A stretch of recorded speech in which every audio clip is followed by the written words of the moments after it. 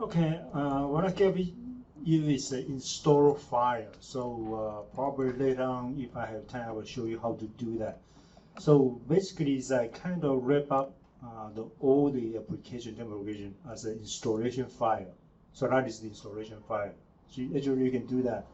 Later on, if I have time, I can show you how to do that.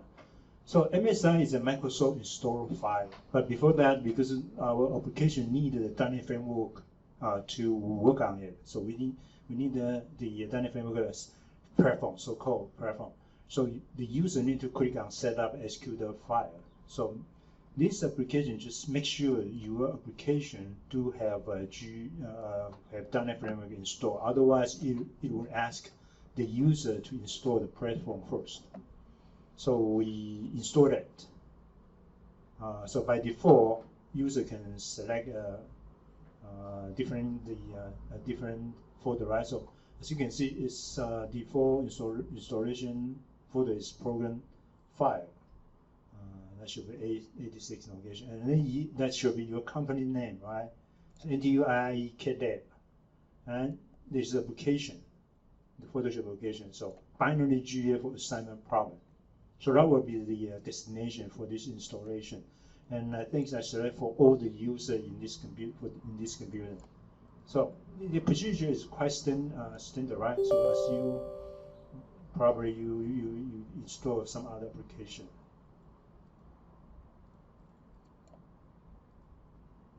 Okay, so once the installation is done, right? Usually you will have icon, right here, GA for assignment. So actually, that's a link to your application. So if you take a look at the link, the installation, the file has been stored to, as you can see there. So all the file has been installed to, well, it's not just the executable file, but also we have some library. So later on, you will use that library to test your application. I don't know what this computer. Why it's so slow? Let me check it again. C, should be the C, Windows x86, right? Newly installed NTUIE KDEP. So you can actually specify your company name anyway, probably your personal name. And within that, because your company or your lab might generate multiple applications, so each application should have a folder installed there. So binary GA for assignment problem. Here you will see there is a executable file here, and also we have so-called job assembly library. Actually, it's a bank. It's a so-called benchmark bank. So we have several assignment problem. Assignment automation problem, ALP, the extension is called ALP. And you probably also noticed that, well, we have a customer icon for it, right? So if we take a look at the large icon, so you can design your own icon for document or your application, not just the application itself, okay? So this is the icon or the application. So it's for job assignment. So once you click on it, you can run it. So within this demo application, I did not add that brutal force method. Actually, you can use brutal force method to solve small scale job assignment problem. That should be not a problem. And here, as you can see, we can read file. So we can read that benchmark file in, and then to display it. So if we use a click on open, and by default, actually you can set the folder, so the default the initial folder to the library, to the benchmark library right here, job assignment library. So actually you can do that. I mean, if you think about this so-called user-friendly functionality, you can specify that. So suppose we choose a job ALP. So this job assignment automation problem is that right now we have a job. We have a job, and each job will be assigned exactly to one machine. So why we have 8 machines, so M1 up to M8. And if job 1 is assigned to M1, then that would use up setup time 22.4. So it's very simple. So now we try to get a solution.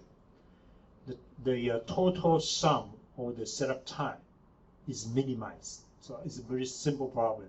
So actually it's an assignment automation problem. We will assign a job to a machine. So a machine can just be assigned with one job, and a job can only assign to one machine, right? So it's very simple. It's a very simple one. It's not much detail. So actually, if it is studied the HR, I think probably if the size, the dimension of this automation problem, maybe if it is within 20, so you can use brute force method, try to find all the solution and evaluate the total sum of the setup time, and you can find a global optima. That means you show the solution with the minimized, the smallest setup times, the sum of setup time. So definitely you can, for small scale problem, you can get the global optima. Right, no problem for that. So actually you can use, you can use maybe Excel file. You can set up so-called linear automation model to do that. But once you set up a linear automation model, it will be a little bit complicated because you need to introduce another 0, 1 coded decision variable, right?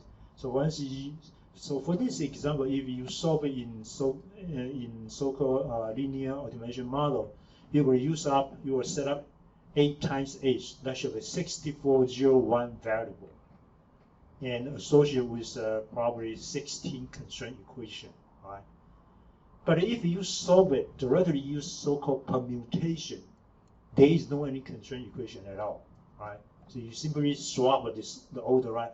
1, 2, 3, 4, 5, 6, 7, 8, and probably another solution is maybe 8, 7, 6, 5, 4, 2. So you can try all these combination. That should be the solution. And then you evaluate the total setup time, so you can find the global best. So that should be the smallest setup time, the solution. So technically you can find out. But if the problem size is larger than probably the 10 or 20, then definitely you need the help from the so-called meta-heuristic algorithm to let you get a near optimal solution. We are not claiming that softcomputing can, the meta-heuristic algorithm can always get a global best solution for you. No, it's not the goal for so-called meta-heuristic algorithm. We try to we will give you a near optimal solution within an acceptable time. So that is the purpose of so-called meta-heuristic algorithm, right?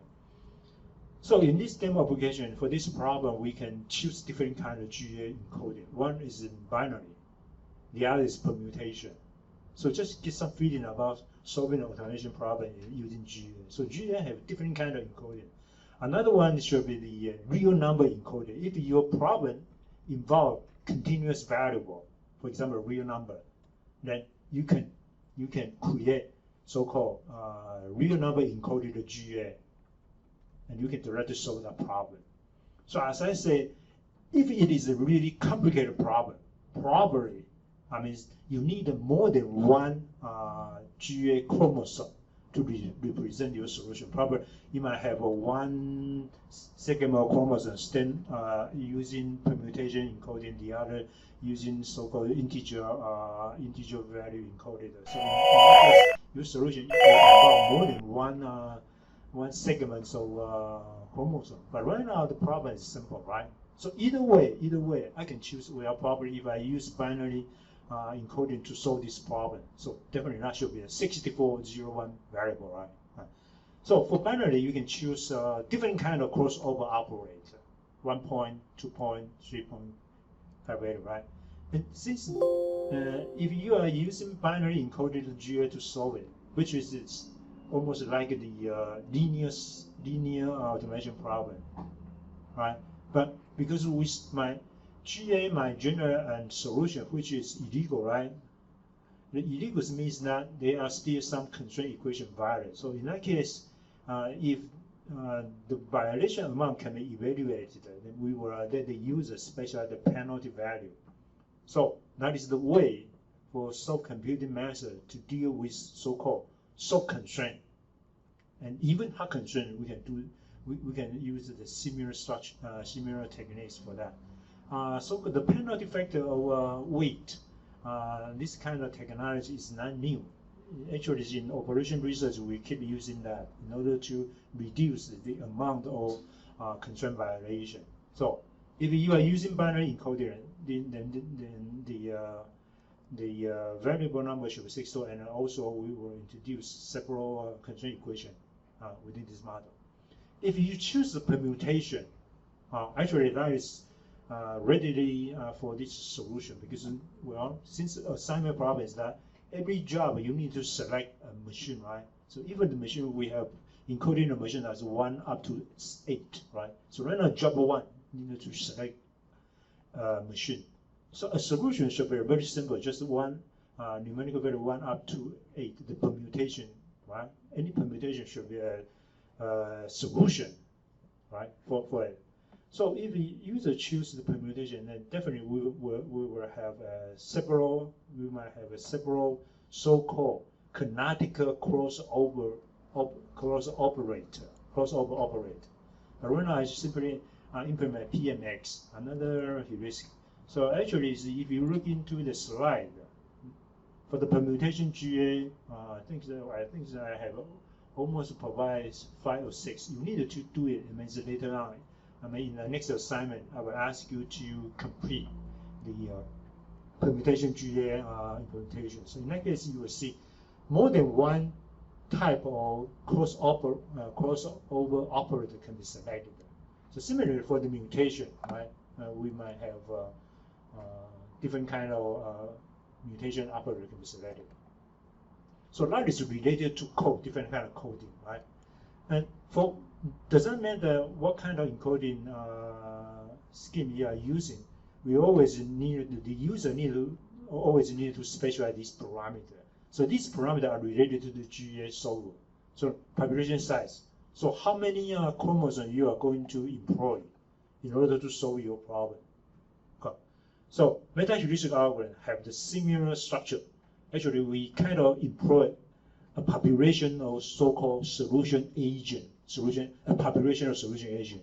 Try to find the best, find the optimal solution for you. So these agent cooperate with each other, or through guidance from the system. So for GA, we need to specify the population size, right? And also we need to specify the crossover rate. So this rate always should be smaller than 1.0. If the rate is 1.0, and then all the population will conduct the crossover operation. Right? The mutation rate is always, standard rate is based on gene wise. So how many genes right now? How many genes right now in your population? So the number 0.05, that means the base is the number of genes, not population size. For ordinary crossover rate, that the base is the number of population size. So if it is 0.8, then later on during the crossover operation, we will use 0.8 times 10. So turn out to be 8. So 8 chromosomes will participate in crossover operation. So that is the way. And during this cross operation, we kind of use a lot of so-called stochastic process. We kind of use a random number to determine which 8 chromosomes will participate in the crossover operation. For mutation rate, as I said, usually it is so-called gene-based. So suppose right now, because right now our problem has 8, right? We will have 8 jobs. So totally there should be 64 variables. So 64 times 10. So totally there should be 640 genes. So during the mutation operation, we use the 640 gene times 0.05, and it turned out to be probably maybe 30 genes will be mutated, and then we select randomly, 30 genes from this population to mutate it and to get the to get the mutated children. So these kind of parameters should always appear. So for the user to set it, right? So not just this parameter, we also need to let the user select the type of selection.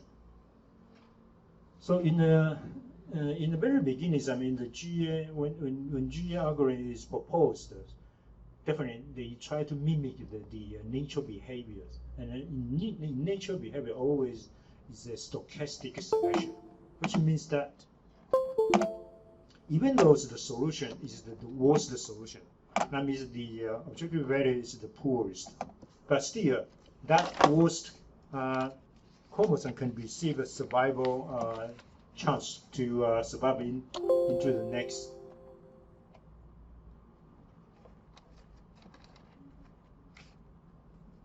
Sorry,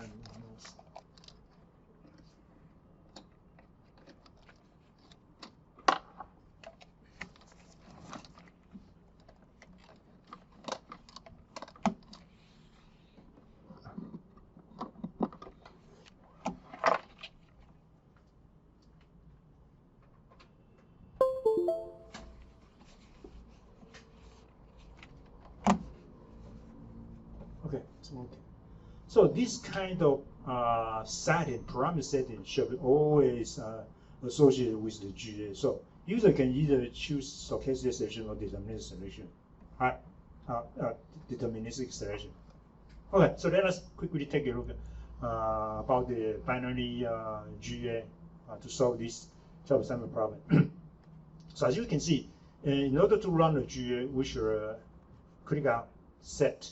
So there is a stopping criterion. So once the GA evolution executed for 10, excuse me, right here is 100 generation, then it will automatically stop. So once the execution is done, then we will pick up the so far the best solution to serve us this solution. So reset, always a reset.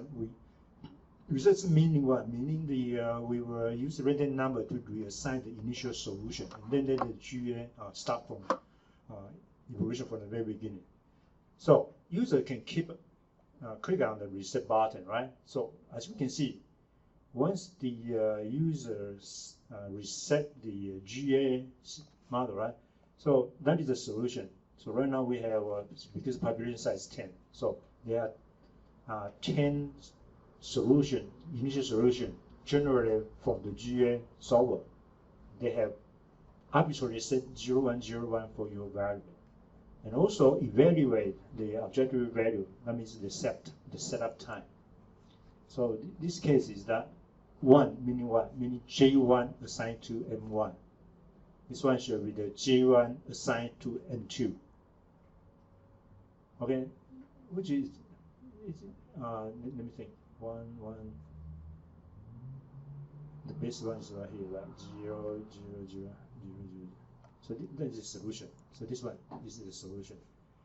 900, 9,022,9227. Okay.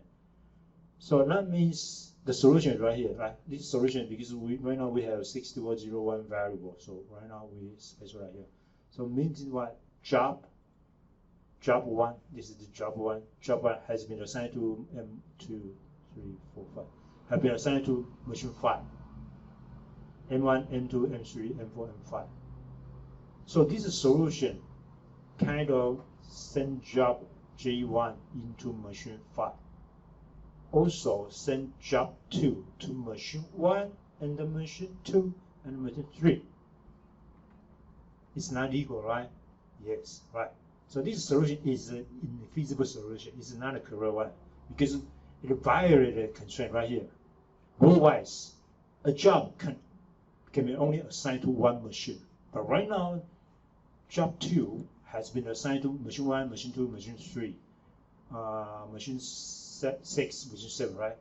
So the violation amount is 4 because the constraint can tell out the row-wise, the sum of row-wise of your variable should be exactly equal 1.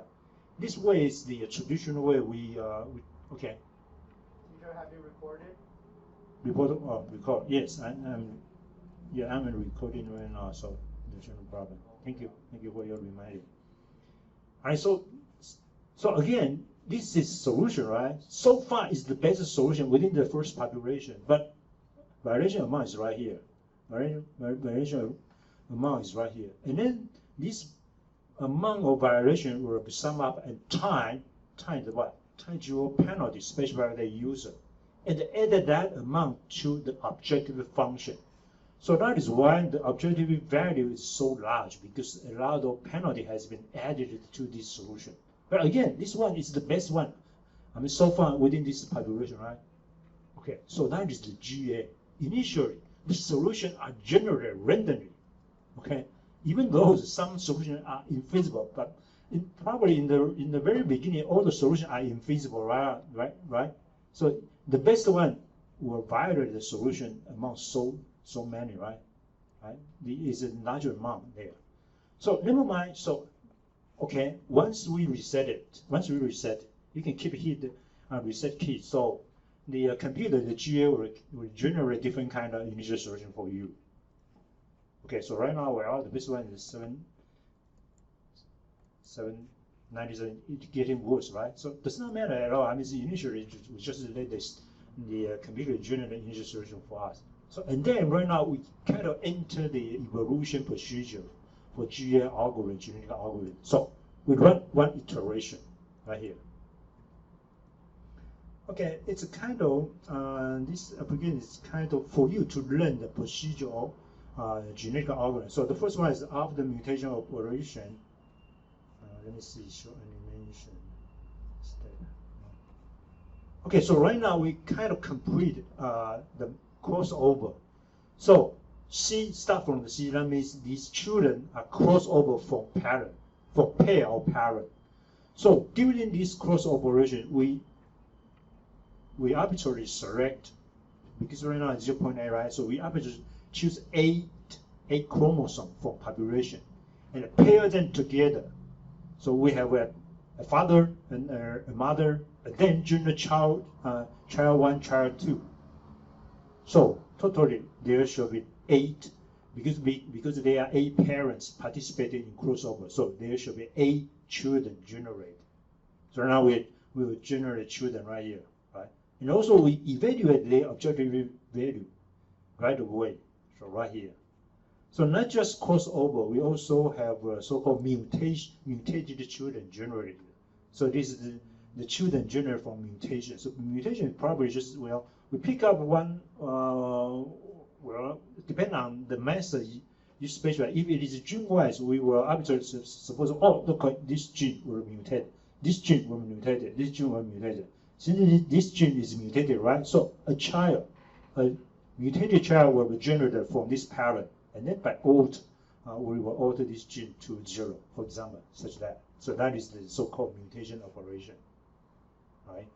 So during one iteration of GA operation, we will generate crossover children and mutated children. And then we proceed the selection. If, suppose if I choose deterministic selection, right? The deterministic selection is that from these 3 sets of chromosomes, we choose the best 10 chromosomes. Does not matter whether the best chromosome came from parent or crossover children or mutated children. Does not matter. You simply select the best 10 from them and then participate in the next generation. So that is the so-called evolution of the GA algorithm. So one iteration. So once, I think when this button is hit, it is kind of updated. Let me check about the data right here. So far we have 76, just 7,000, right? So let us click on the one iteration again. It is not improved, right? So far the base still does not change it, right? At all, right? So and then during the GA evolution, we kind of track what? Track 3 value. The one is average. So right now, population average.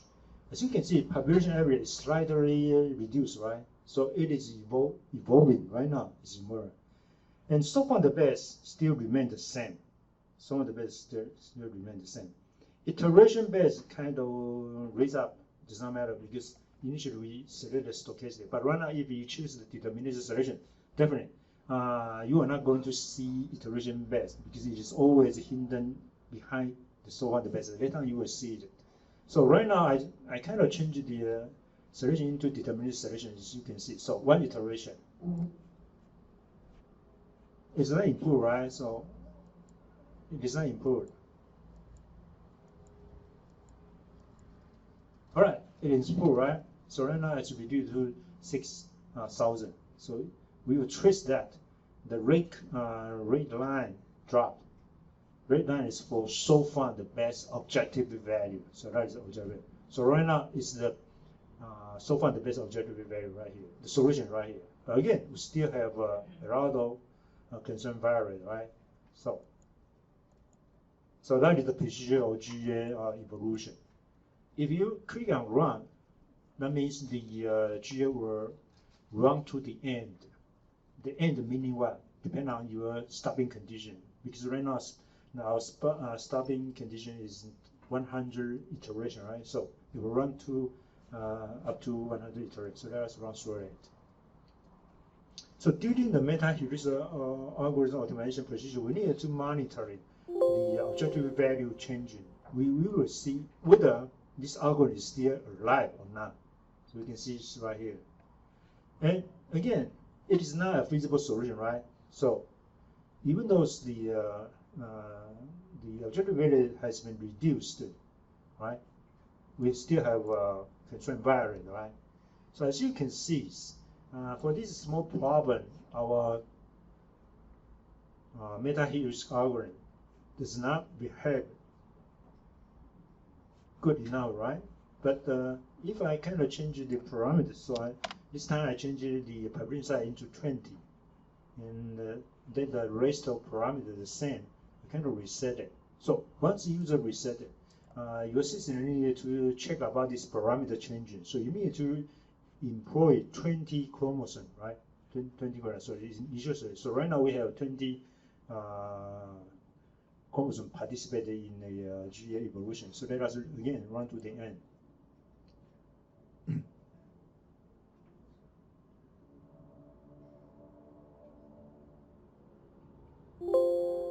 Right, so we have a solution, which is much better than before, right?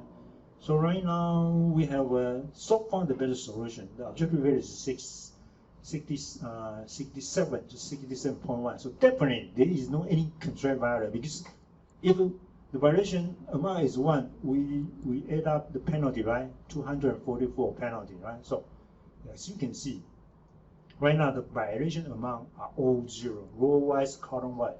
So this is a feasible solution. But again, we are not sure whether this solution is the global best or not. We don't know, right? We don't know. But actually, it is a feasible solution. So right now, every job has been assigned to one machine, and each machine has received just one job. So it is a feasible solution. But probably it's not the global best, right? Because the setup time, total setup time is still 67, right? Fine, okay. This is the binary encoding GA solve the job assignment problem. So we use the same problem and then use different kind of GA solver to solve it. So remember that 67.1. So if we choose different kind of encoding, called permutation encoding, and the crossover, well, since right now we just have one choice, PMX, and the inverse. Okay, so the standard crossover and the population. So again, we still have 20 population specified. Fine, so let us reset it. So right now, remember that we kind of instantiate different kind of GA solver. This is a permutation encoded GA solver. All right, so as I say, depending on your modeling, if you model this automation problem as a permutation automation problem, you do not have any constraint, right? Because the permutation is saying that, well, start from 0, encoded from 0 up to 7, right? So the GA will try to permute this series of number for us, right? Each series should stand for a solution, right? Which means that job 1 is assigned to machine 4, job 2 assigned to machine 2, job 3 assigned to machine 3, job 7 assigned to machine 4. So that is the feasible solution. And we also evaluate the objective value. Okay, so 100 up to here. So far, again, we will pick up so far the best. So far the best is 80.7, right? This solution is so far the best. So 372501146. It's a permutation encoding the chromosome. All right. So similarly, we can permute start from the GA evolution, general iteration by iteration. So remember that current is 83, 74, 62, 62, 41. I think that is the global best so far. All right. So you see, right now we simply run this GA for 8 generations. I think that is the global best so far. So let us proceed up to the end. So as you can see, finally, your GA converge into a unique solution. So right now it's the same. So this is the global best solution, 41. So that is the global solution for this problem. All right. Okay, so that is this is the demo application for you to run this job assignment problem. And then in assignment 7, you are about to create your own GA solver. And in particular, what you need to implement just the binary, because the binary GA is much more easier for you to implement it. For permutation, that should be the next task for the next assignment. In permutation, you need to do a lot of hard work. In providing different kind of crossover operator. It is really error prompt, so you will definitely spend a lot of time work on this crossover modeling. So that is our next goal for the next 2 assignments. So is there any question about this demo application? So you can keep coming back to use this application to learn a little bit about the GA evolution procedure, and also and you can also change different kind of solution to see what is the difference between these evolution efficiencies. Okay, all right, and I think this interface also can let the user arbitrarily create a new one and save the model. So I think that is not important at all. All right. So is there any question about this demo application? All right, I think probably we should take a break and then let you read through this because it's kind of lengthy for this the assignment instruction. So just bear with that. Read it through. Okay, so let us take a break and I will be back, and then we will quickly step into the first step. Try to create assignment skeleton and then do the genetic GA design for that. Okay. All right, so if you don't have any problem, we'll take a break for 10 minutes. But we always start from the application, right? So we start from our assignment 7 application.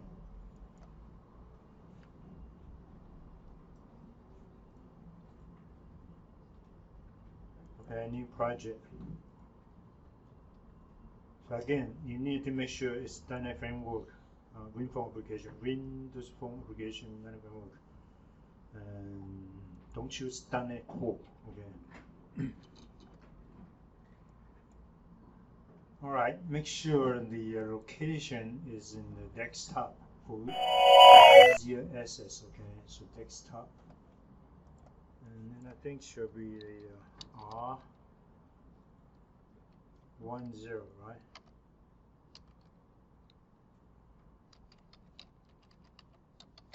Your name, assignment 07. Okay. Create. So we start from application, but actually we will construct all the GS solver as a library. So later on, your library can be solely used by different kind of project.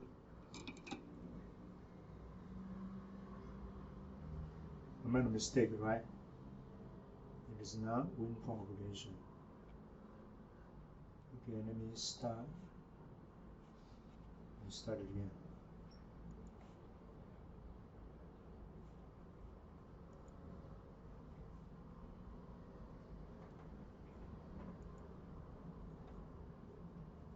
Windows Phone application framework, and this is a template.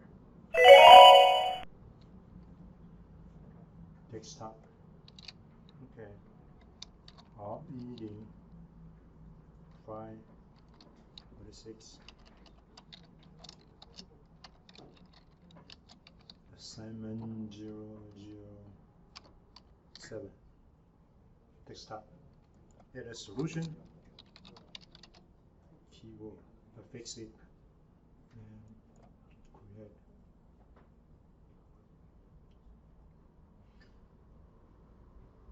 So we start an application for the job assignment problem, right? So main form.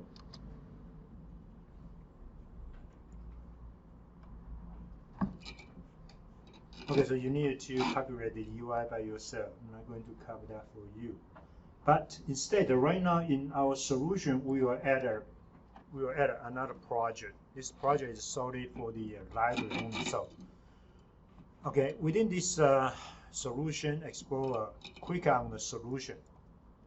Don't click on the project, okay? Click on the solution and right-click it. Right-click the solution, add. We try to add a new project. New project. So the project right now is C# Windows, not console, but just a library, called the library. So don't choose .NET Standard. We need to choose .NET Framework. .NET Framework right here. This type of project. Class library, .NET Framework, C# Windows. It's a library. So basically, what you get will be a DLL file. So that means dynamic link library. So we try to create a library. You need to name the project name. So you may call it your name, fine. For example, PYANGGA library. What kind of name will be suitable for you? You can choose that. You can define that. So I have a library project anyway created. So by default, we just need to prepare a class for you, just class 1. All right. So take a look at the instruction. Here. So roughly, you will have 2 classes generally. One is for generic GS solver. The other should for binary GS solver. Right? So at least we should have this one. But today, we kind of learn a little bit about so-called template class. That means a class, definition of class need a parameter. Interesting, huh? But this parameter is not usually parameter. It's actually a data type. If you give me a data type, I will use that type as a variable. Anyway. So I'm suggest to use the name is right here, generic GA solver. Generic GA solver. Okay. So we kind of change this class name. Class 1, right? Similarly, click on the file name. Generic GA solver. Hit it. Enter button. Yes. All right. So we have a class prepared by the VCF for us, right? But we couldn't let. Well, this is a temporary class. So use angle pair or angular angle right here. All right. So smaller than and greater than is kind of angular bracket. So within this angular bracket, you need to specify number of parameter.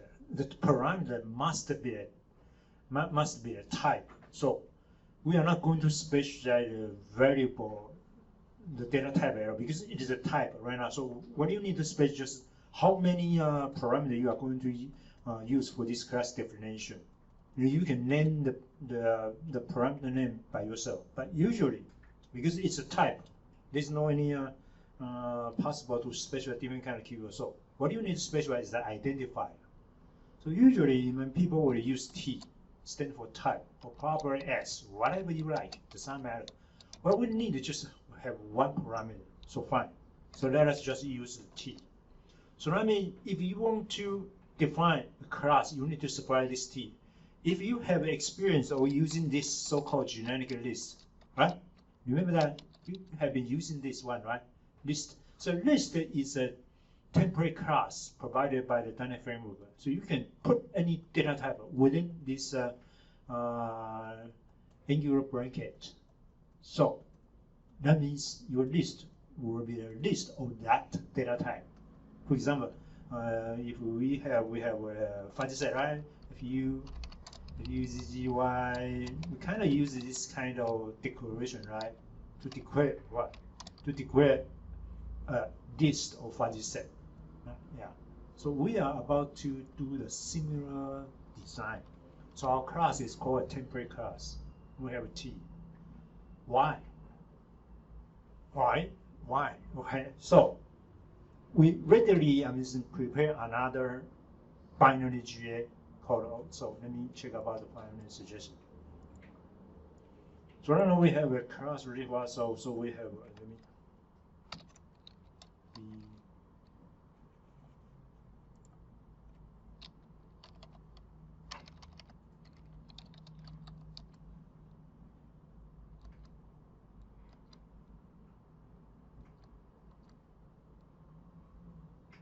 okay, so we will have binary GA, for example, binary GA, fine, binary GA. Okay, so within this class, we add another, within this class library project, we add another class. So add class, binary GA. It's much shorter, so add. Because right now we try to make our library commercialized, right? So we will declare that our class is public for others to can access it. So we have defined another public class. And right now, binary GA inherit from what? From generic, generic solver, right? So if your class inherit from a temporary class, you need to supply the type. So it's about the time we enter the data type. So for binary GA, because it's Jin, the value either is 0 or 1, right? So the shortest amount of memory should be byte. So we like to use a byte. It's a data type for us. So that is our class. So similarly, if it is a permutation GA, you need to put it with what? Integer, right? So integer. So later on, and later on, if you create a so-called real number encoded in GA, then that should be put a double there. So right now we kind of try to prepare both classes simultaneously. So later on you will see, eventually just one object of binary GA will be instantiated, right? No any there should be no any object instantiated from this generic class at all. Okay, fine. So that is the way used. So which means that generic GA do have a parameter T, right? So probably we will define some common data structure right here. No matter it is a binary encoded or real number encoded or permutation encoded, it does not matter because all the data are required. For example, a chromosome, right? Chromosome should be specified within this generic, the upper class, just like what we have done in our generic fuzzy set. The structure is similar, right? The idea is similar.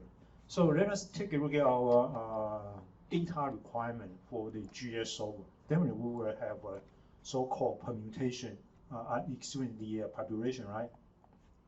So we saw a little bit about so we have chromosome, right? So eventually, if the chromosome should be what? Should be a population of chromosome, right? So actually, you can use two-dimensional array to host these chromosomes. But in here, we prefer use so-called jagged 2D array. For each chromosome, it's a one-dimensional array, right? For that population of chromosomes, actually we can define that as a two-dimensional array. But it is inconvenient for us because later on we like to prefer pick up a solution, I mean a row of the chromosome, and then ask a function to evaluate the objective value for that solution for that chromosome.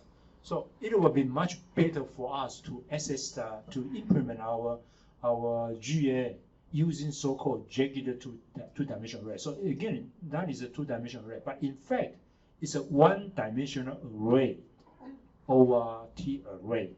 It's kind of tricky, but right now, so we define but because later on, because we have a derived class, right? So our data will be directly accessed by our children. So in the genetic class, we kind of protect sympathetic accessibility. So that should be T, two-dimensional array chromosome.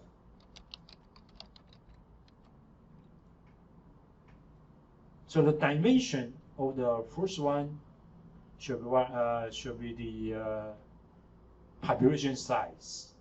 And the last one should be the number of variables, right? Number of variables. So eventually, the chromosomes still, it is a two-dimensional array. Or what kind of data type? T. Type is T, right? So if an object of binary GA is instantiated, the T actually will be what? Will be byte. So right now, for the binary GA, their chromosome is the data type is a two-dimensional array of byte. Okay, that's the whole idea about so-called temporary class. So it's a kind of temporary class. But in C#, the temporary, the functionality is restricted. It is not like C++. So if you have any experience in C++, the temporary class defined in C++ programming language is much more than the one in C# programming language. So they should be a little bit different, okay? All right, so we have this one, right? Chromosome. So definitely, we will have objective value, right? So again,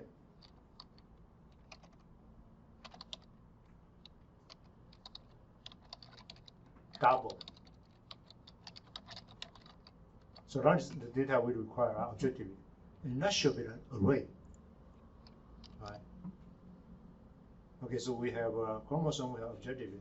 And during the evolution, we might have what? Because for the genetic selection, we need to evaluate the survival probability for each chromosome. So we need another array to convert the objective value into the fitness value. So fitness value is always a positive value, but the objective value depends on the problem type, right? Probably the objective value might have a negative value, but for the fitness, definitely that should be a positive value for us to, I mean, for genetic selection operation, they need to know the survival rate.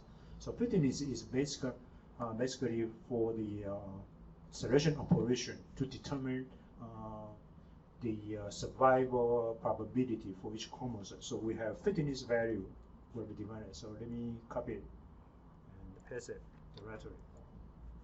So we have this, and probably to this point we can add up the TV accessibility here. And not just this, because the metaphysical algorithm is actually an evolution algorithm. So we have population or solution agent try to evolve the best solution up to, well, near optima, right? So we will always have a so far the best solution. I call it so far the best solution, and so far the best objective value. Okay, so remember the keyword we have been using. So we will have so far the best solution, and also we have so far the best objective value. If the indentation is not well organized, you can cut it and paste it back, so the editor will align with this indentation for you. Okay, so then we need to have the constructor, right? To ask for the number of June, right? So your dimension, right?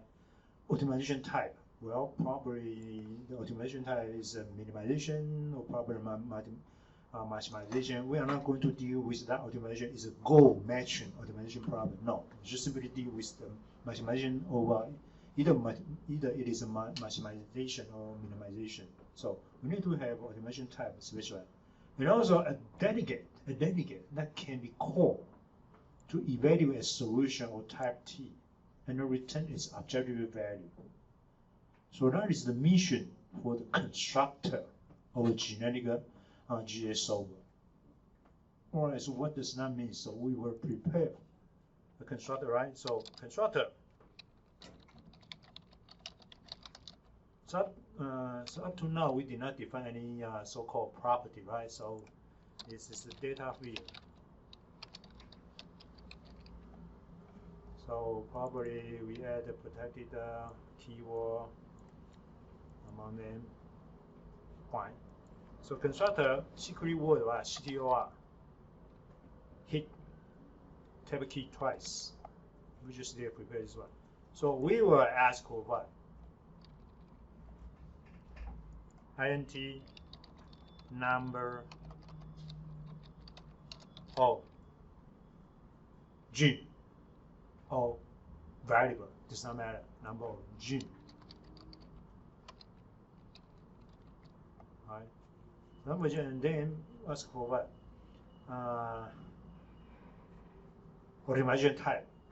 So optimization type probably you may say, oh well, use a special one. Stand for minimization, 2 stand for maximization.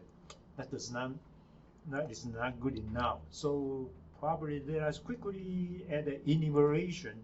I mean, right after this class definition. So we have public enumeration new optimization type or mode anyway. Probably type will be better. And then there are just two options: minimization, maximization. Right? So later on, how can we evaluate if the solution is good or not? We are based on the value, right? Based on the objective value, right? And if it is maximization, then definitely the larger objective value should be the better solution. So we will need to set up this one, right? So we will ask for what? Ask for an optimization type.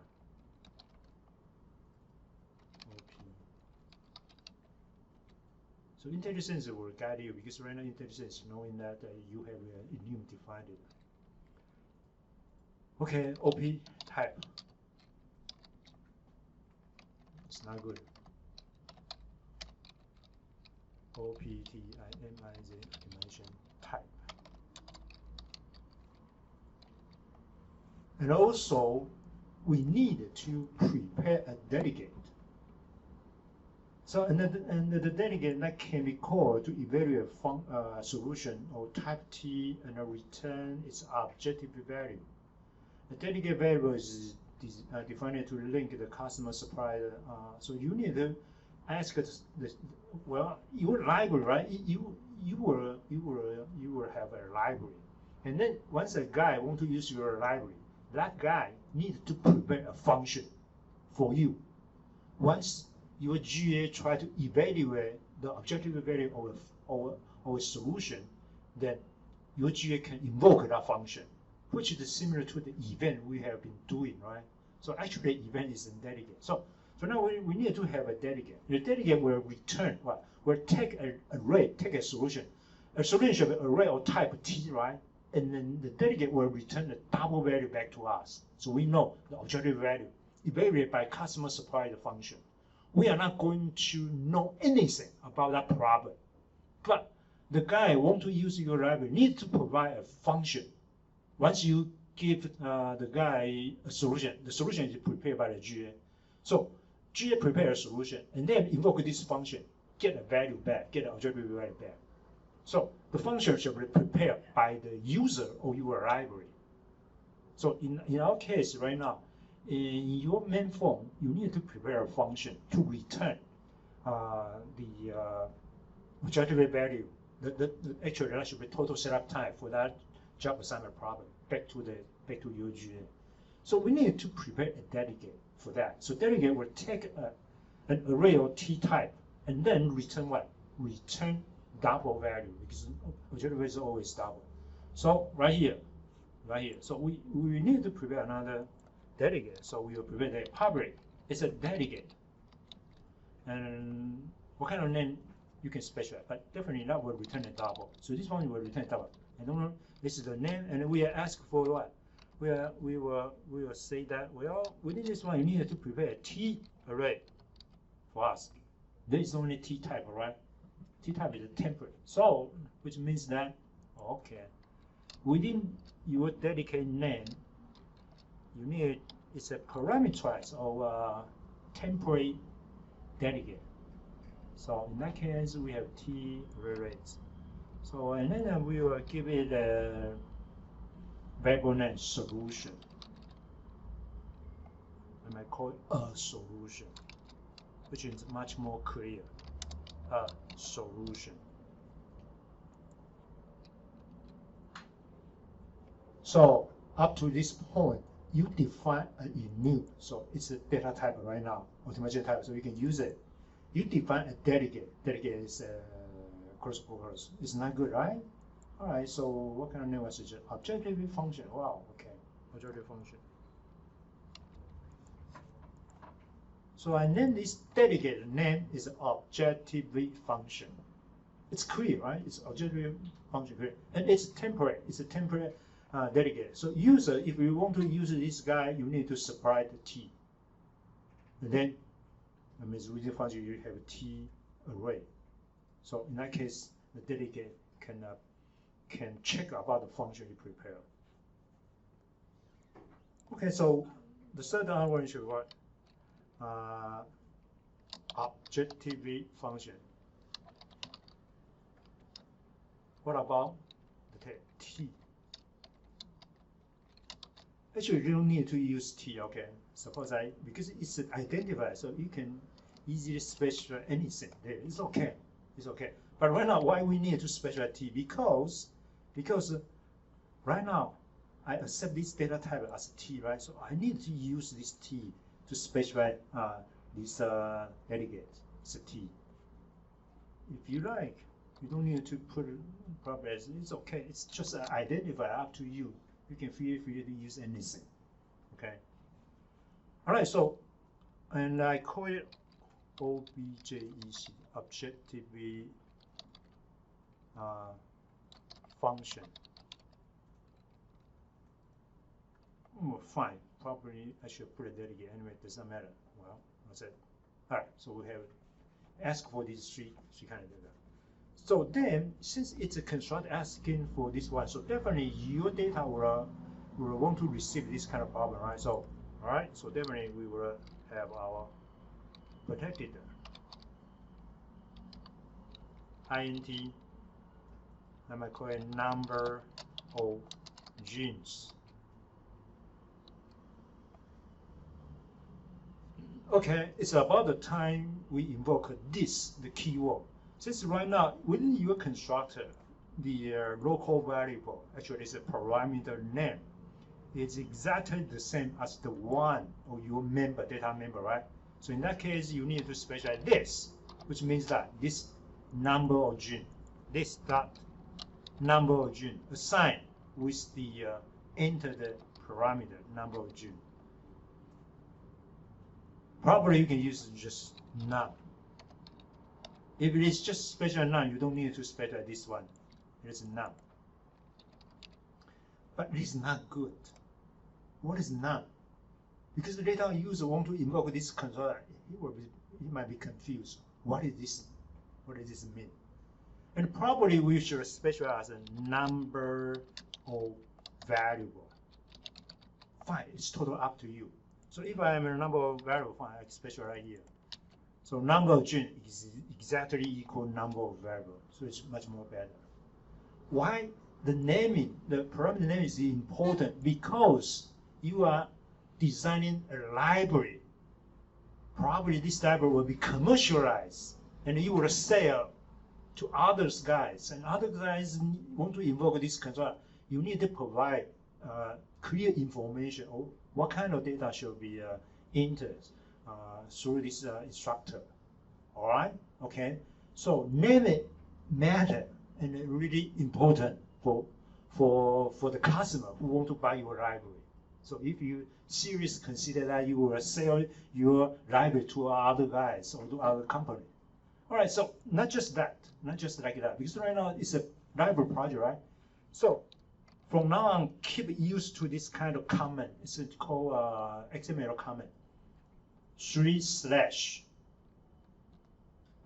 Okay, once you type 3/, that is a comment, and a tag comment. This tag will be used by certain kind of application. They will pick up the word specified within here. So it's a documentation information we're putting this kind of comment. So later on, once you use it, you can invoke it. That will, when they try to invoke your library, they can see this kind of online help or online documentation right here. So right here, you might say, oh, okay, generic GA solver to be. Anyway, you need to write clear documentation about this constructor. Not just the function or constructor. Actually, your class should also provide this kind of information. And state what is this class designed for, okay? Such kind of thing. And in particular, right here, I mean, for each variable, you also need to provide some information. Okay, so later on, if you seriously consider your work is valuable, can be commercialized, you need to do that. Later on, we will see what this information is used for. All right. So up to this point, the number of genes has been stored, right? How about automation type? So we need to keep the data right here. So since right now you have defined enum, right, and delegate, so delegate can be used right here. So right now we can use that protected optimization type, right? Optimization type. And you can always specify an initial value. So once you type a blank space, IntelliSense will show it up, right? This information is defined by you. So we always support stuff from minimization. Fine, it's up to you. You can set into the maximization, it's fine. So later on, the automation type will be this, right? Automation type equal optimization. Now will be assigned with the user's space optimization. Oops, excuse me. And also we need to have delegate. The delegate name is what? Object, objective function, right? Similar, right? T. Okay, even though I think it's a formal name, but actual name we will invoke our T specified by the user. So if it is a binary operator, definitely T right now is a byte. So objective function, the temporary type, the T right here is a byte. So I call it object objective function. It's a delegate. It's a function. So initially you can say the num, right? It has not been specified. It's a reference type too. Okay, so we'll say this that objectively will be this that objective function equal objective function from the argument list. So kind of wrap it around. So these are our constructor. We need to ask you to provide this information for us. That's it. And later on, our GA will work on the solution evolution by ourselves. But we need to provide some property for the user to access it, right? Because right now we were software based. We definitely probably user might be interested in software based solution, software based objective array, right? Does not matter. So later on we will populate that step by step. Probably we will show series, right? Series number just like we have done in our fuzzy set, right? So kind of idea still remain the same, right? All right. So this is the constructor. Okay. So since you have a constructor, right? How about your binary GA? Wow, very clear came out, right? Because there is no any default constructor. So your binary GA need to implement its own constructor in order to invoke it. All right, so in order to get rid of this recurring kind of CTO came out the same. So probably you need to copy this stuff. So because later on user will not call this constructor directory, right? User either way create an object of binary GA or other GA, not directly copy from the GA, not directly instantiate from this generic GA solver. Okay, so we kind of copy that. It's much more easier for us to put in here. All right, so we ask the user doing the same thing, right here. And then what more information we will ask for binary GA? Probably not, right? Probably not. Okay, so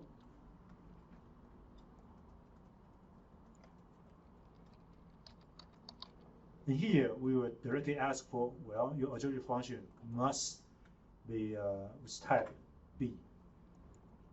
So once we get it, we pass that to parent, constructor parent. So we need to copy it again.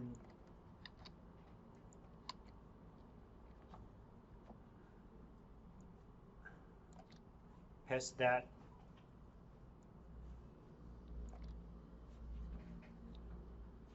So in our constructor, we simply pass the parameter to the parent's constructor.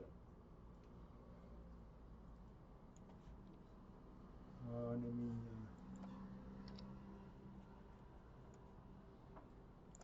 rearrange it a little bit. Base. Pass that to the constructor. So later on, we will think about, should we ask for more information for instantiate and binary GA? If that does, then we will add a parameter right here in the constructor, and then do the initialization right here by ourselves. So up to this point is okay.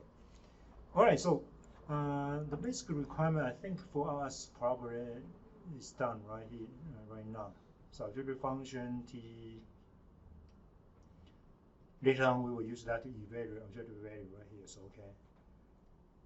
All right. So it's about the time we talk about the memory allocation later on. Means for GA operation. So we know that for a complete GA operation, we need to cross over, right? We perform crossover, and then we perform the mutation. So at most, 3 times the original population size, the chromosome will be generated. So here I kind of suggested that the data structure we use is right here. So this is the data structure we are going to create. You see, what we just have done is chromosome, right? Chromosome. So the problem is that how many rows will be instantiated. The column-wise is determined by the number of genes, so it's okay because user has space like that.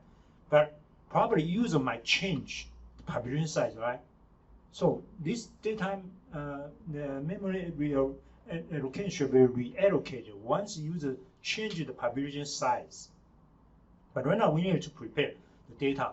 And here I suggest that we allocate the memory by a single chunk for our GA operation. That will be much better, for the management or the crossover there and the mutated gene right there. So we intended to create 3 times the size. The size is the size is the population size is set by the user. So we need to create that amount dynamically because the user might hit reset button key, and then before he set reset key, it kind of changes the property of the population size, right? So in that time we will reallocate the memory. But for the column-wise, it's fixed because that depends on the problem type. If the problem has 8 jobs, then different, the number of genes is 8. Okay, so the array size right now is dynamically allocated. It is not prepared. But here, I mean, since the GA operation is like here, so initially we will randomly assign the GA value, right? So in order to create the initial population. So after that, we will add the crossover. I mean, next to the population size, and probably number for this example, population size is 10, but crossover children just 8, right? So up to this place, mutated the number of mutated genes might be changing in each evolution. So up to this point, so we kind of use this memory as a scrap, as a buffer, right? So we keep using this memory. So remember that these parts should be the current population, and then general crossover and general mutated. But after that, in order to step into the next iteration, we need to pick up some for the parent, some from crossover, some from mutated gene, and then we need to copy to this buffer. We call it selected chromosome. It's purely buffered memory for us to repeatedly use it during each iteration. So once we copy it, and then we one by one copy it back to cover the population parts, and then step into the next next generation. Actually, if you are good in logical planning, actually you don't need to allocate this part of memory at all.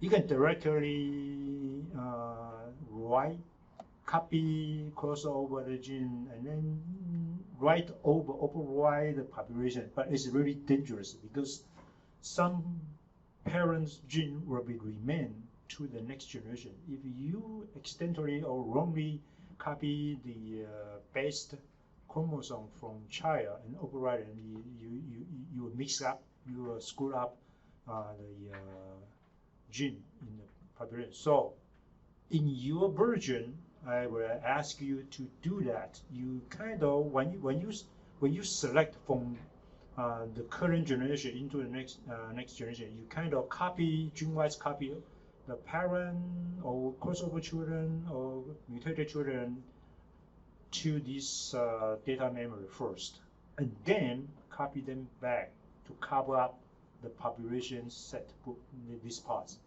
That will be much easier for you, not generate accidental error there. So memory-wise, we will use this concept. All right, so let us prepare some property first, because the first property should be the population size, right? These are always related to population size. So let's go back to our genetic solver right here. So after that, we will need to have a what? INT population size, we call it population size. This one will be determined by the user, right? So firstly, we set that as private.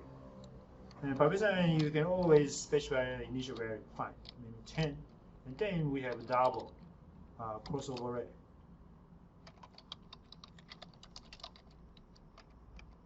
IT crossover rate probably. The normal one probably just below 1.0, 0.8 will be okay, or 0.7, 0.6, fine. Double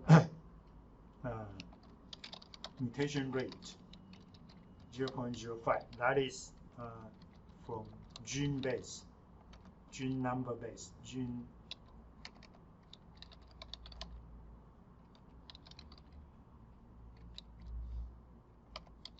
not population size.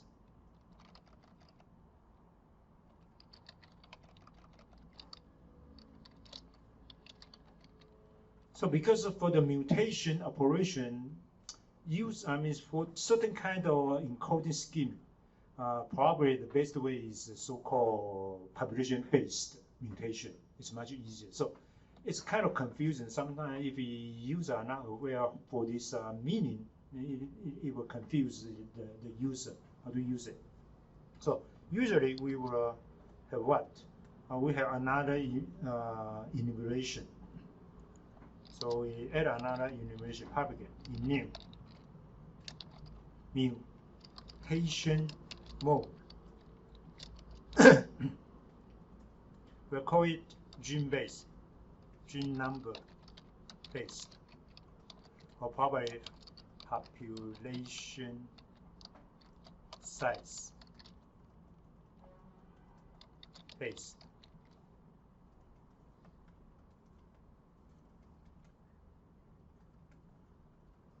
So back to our data field, we will have mutation mode.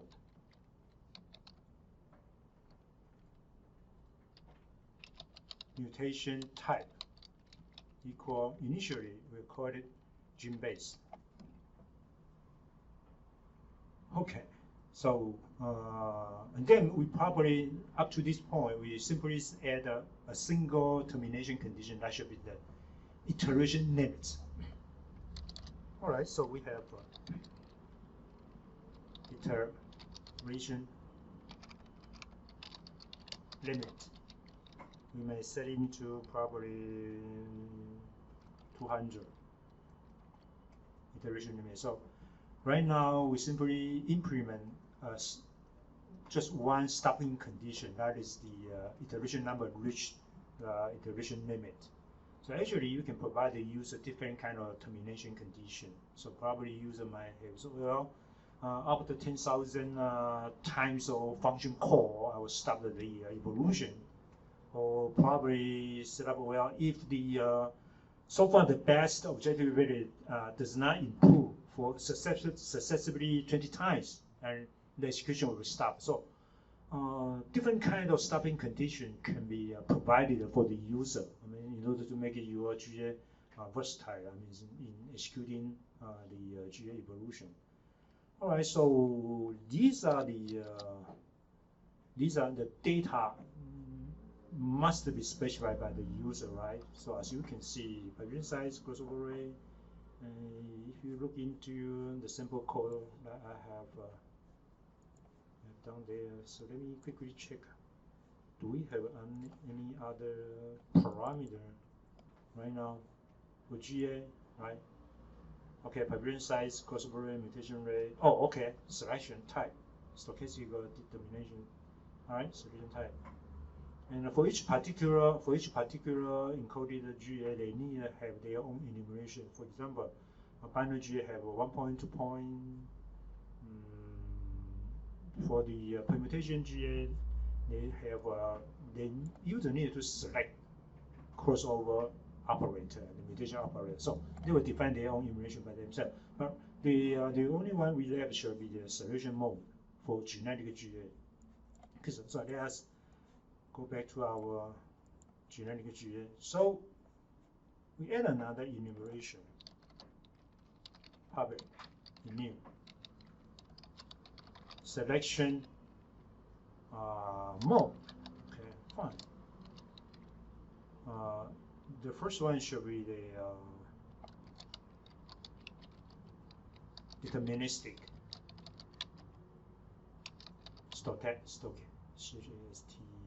stochastic, right? Is the selection mode. All right, so let's go back here. So we have selection mode. I call it selection type. Equal, by default, it's deterministic. So user can change it, right? So the property grid. So we will provide property grid. We will provide property definition for this data field, right? So how can you do that? Well, we can ask help from the Visual Studio. So right click it, refactor. You see, take a look at this. We kind of encapsulate our data field with public property population size. So by default, Visual Studio will prepare the what? Right here. Let me move this guy up. Right here. So this region, area region, is property.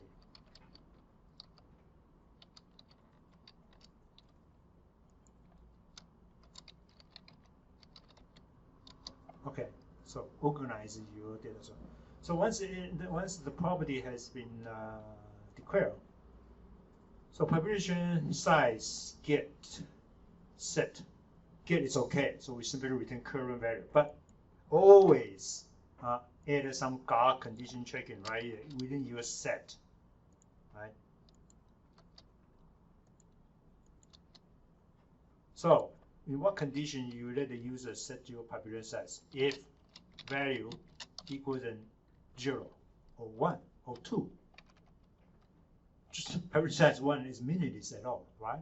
So probably you ask, well, greater than 1, 2, well, I still can accept it, fine.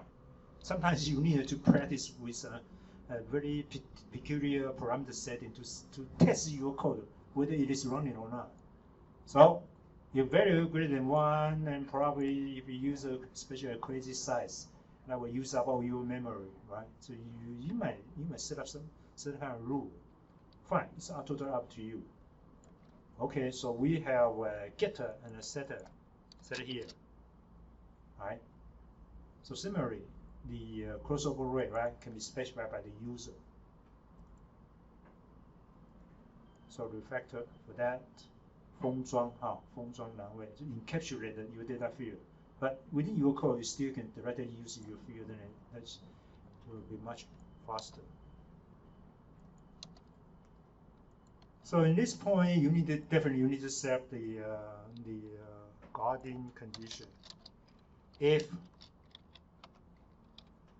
value greater than 0 or greater equal 0, which means that if you use a special 0, there is no any crossover operation. Fine, that is okay. And value small equal 1.0. Only in that case, the crossover rate can be altered by the user. So you do the rest by yourself. Okay, I'm not going to cover each one of them. And probably, and I'm asking you probably add what? Because later on we will use public GUI to let the user modify. So always add a category.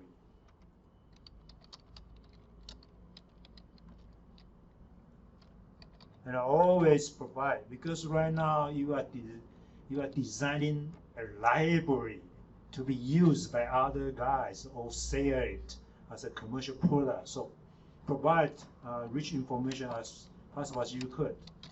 Description.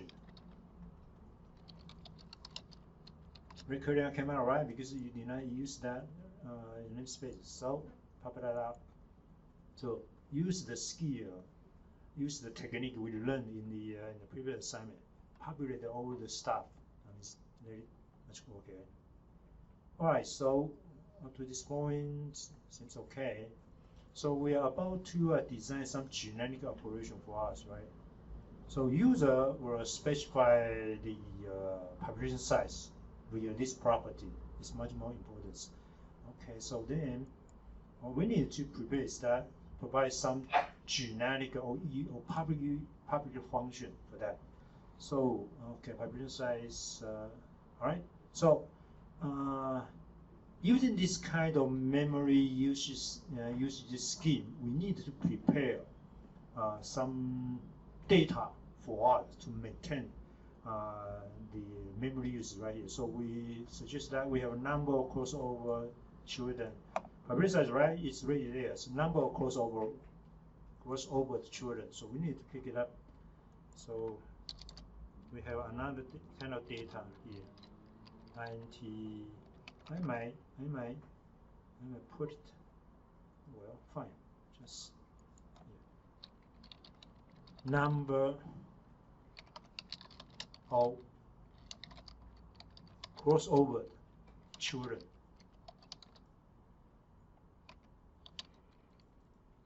So the number will be determined by what? By the crossover rate and the population. And that means And during the runtime, we will multiply, I mean, these two variables together, and then determine the number of parent participated in crossover. And if the number is odd, not even, we probably will make that even, probably just truncate 1. And then after that, we randomly select the pair or the parent to do the crossover. Okay, so number of crossover children, usually it is a fixed number, right? Because during this evolution, if we change the population size into 20 and then change the crossover rate into 0.6, then there should be 18 children will be generated from crossover operation, right? So number of children, and also we have a number of mutated.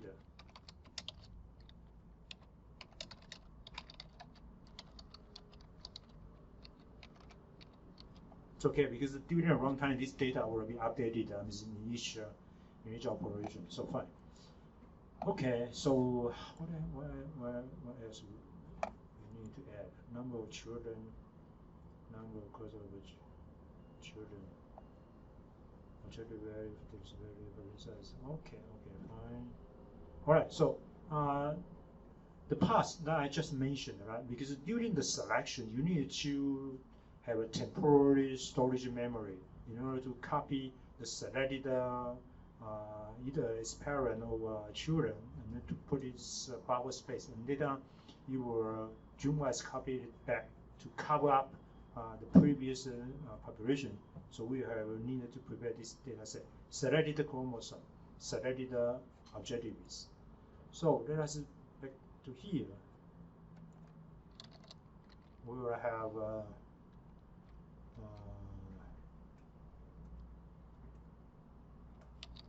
protected T again.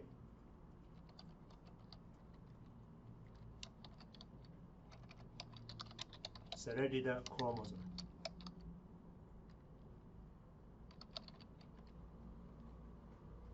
Selected chromosomes, and also we have same color.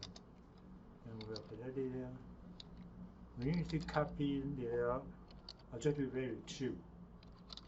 Selected objectives. Okay, so later on we will make some practice about the usage right here. Okay.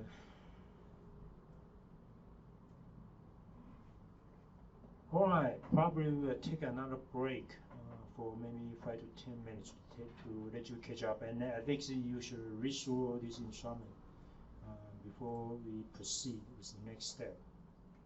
Okay, so let's take a break, and we'll be back.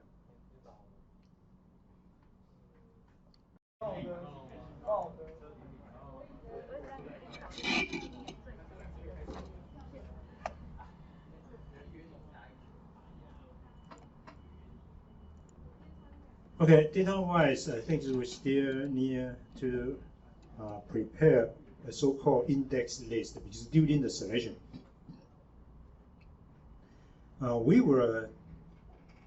doesn't matter it is a deterministic selection or stochastic selection, right?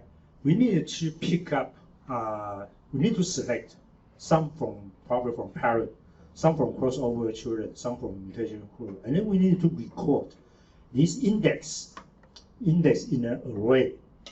So as you can see, data structure-wise, we have chromosome, objective value, fitness value. We have now introduced these indices. Okay, so we will prepare this array too. That is purely used during the selection or probably during the operation. It's a the purpose is a multi-purpose. We keep using this array to record some index. So the index should be referring to this chunk of memory, chromosome. So we need to set up these indices array. All right, so right here, right? So we have protected int is definitely it's int index or dics RGU anyway. Okay, so these are the data required for our GA version. But so let us go back to take a look at this chart first. So as you can see in the constructor, we ask for number of genes, right? So number of genes actually depend on what? Depend on the problem. The problem size is 8 job, and then the size should be 8. If it's a 20, then it should be 20. So during the constructor, we can instantiate the array, right? For what? Only for the so far the best array. Because so far the best solution is just an array of the number of genes, right? But for this data set, for selected chromosomes, selected objective, these array are always depend on the user specified population size, right? So right now, this chromosome is 3 times of the population size. Selected chromosome is the row count should be the population size, right? So it will repeatedly, memory will be repeatedly allocated if user change the population size, right? So this memory will be instantaneous or will be dynamically created during reset function. So once the user try to execute the GA operation, he needed to ask the GA reset everything. So during the reset, we will allocate memory for this variable, but not for the so far the best solution. So far the best, actually you can instantiate the memory once in the very beginning, once the constructor is constructed. So it's obvious. So let us go back to our constructor right here, generic constructor. So right now we can update so far the best solution. We create a memory for a new T, right? Array, right? New T. So number of variables. So don't worry about the T. Even those right now we do not know the type of the T, we can specify this statement, because you see once a binary GA is instantiated, right? The constructor pass in, right? Pass in is a byte, so it's a byte right now. So actually in here your new byte number of variable. If it is an 8 job, then 8 byte will be instantiated, right? So here just only once. But for the rest of the array, the size, the memory will be allocated dynamically based on user specified population size. Even though we have an initial value, even though we have initial population size 10, right? We are not going to allocate memory right here because user might change it before he executed the GA evolution, right?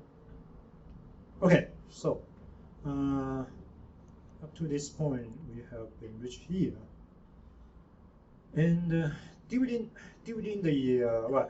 the selection, before we select, right? Before we select the chromosome into the next population, we need to determine the fitness value of the population, right? So not just the objective value. If the problem is minimization problem, right? So the smallest value of objective value should be the best one, right? So it is really confusing if you use the objective value to select the best chromosome. You need to know the optimization type. So it is not good. So instead, not just for the deterministic selection, for stochastic selection, we need to prepare the probability in order to stochastically select the one whose survivability is the highest one, right? So in that case, we need to prepare this probability. So we prepare another list. It's called fitness. Fitness do have its absolute meaning. The fitness value is the higher the fitness value, then the higher probability to be survived into the next generation. So fitness always receive positive value, even though the worst chromosome. You still need to give that worst chromosome a little bit survival probability. So in the slide, you can see there is a slide talking about this mechanism, how to convert the objective value into fitness value, because fitness value will be used as a probability for stochastic selection. And if it is a deterministic selection, definitely we can just directly pick up population size numbers chromosomes from their fitness value. So take a look at this slide. So definitely we will have a function for us. Set fitness from objective value. So actually you can do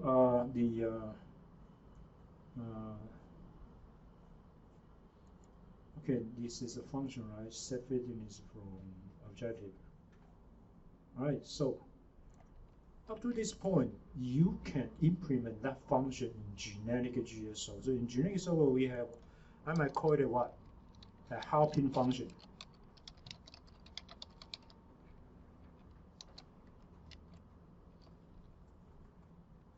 So by default, it's private. Probably later on you would like to declare that as public, that's up to you. So you can do it right, because what you need to do is that compare. Suppose right now you have what? You know the number of population sites. You know actual number of crossover children, actual number of mutated children, right? So you can check this array. You can check from 0 up to this place, from objective array, and then convert each value into fitness value. So basically, this function, you can do it right here. We don't need to do it in the children class, in the derived class. You can do it right here. So you need to do that. And as I say, you need to check about. So basically, you will have you need to get a data, right? Probably that should be int total equal what? Population size plus number of crossover children plus number of mutated children. That is the index limit in this list, right? Up to this point. So that is, these are the target you need to convert from their objective value into fitting results. And even if you check about the optimization type, if it is minimization, definitely the smallest value will be transformed into the largest fitness value. So look through this slide. Try to convert, and I also have a suggestion for you. So probably you will ask the user specify a parameter called minima fitness. I think that should be minima fitness.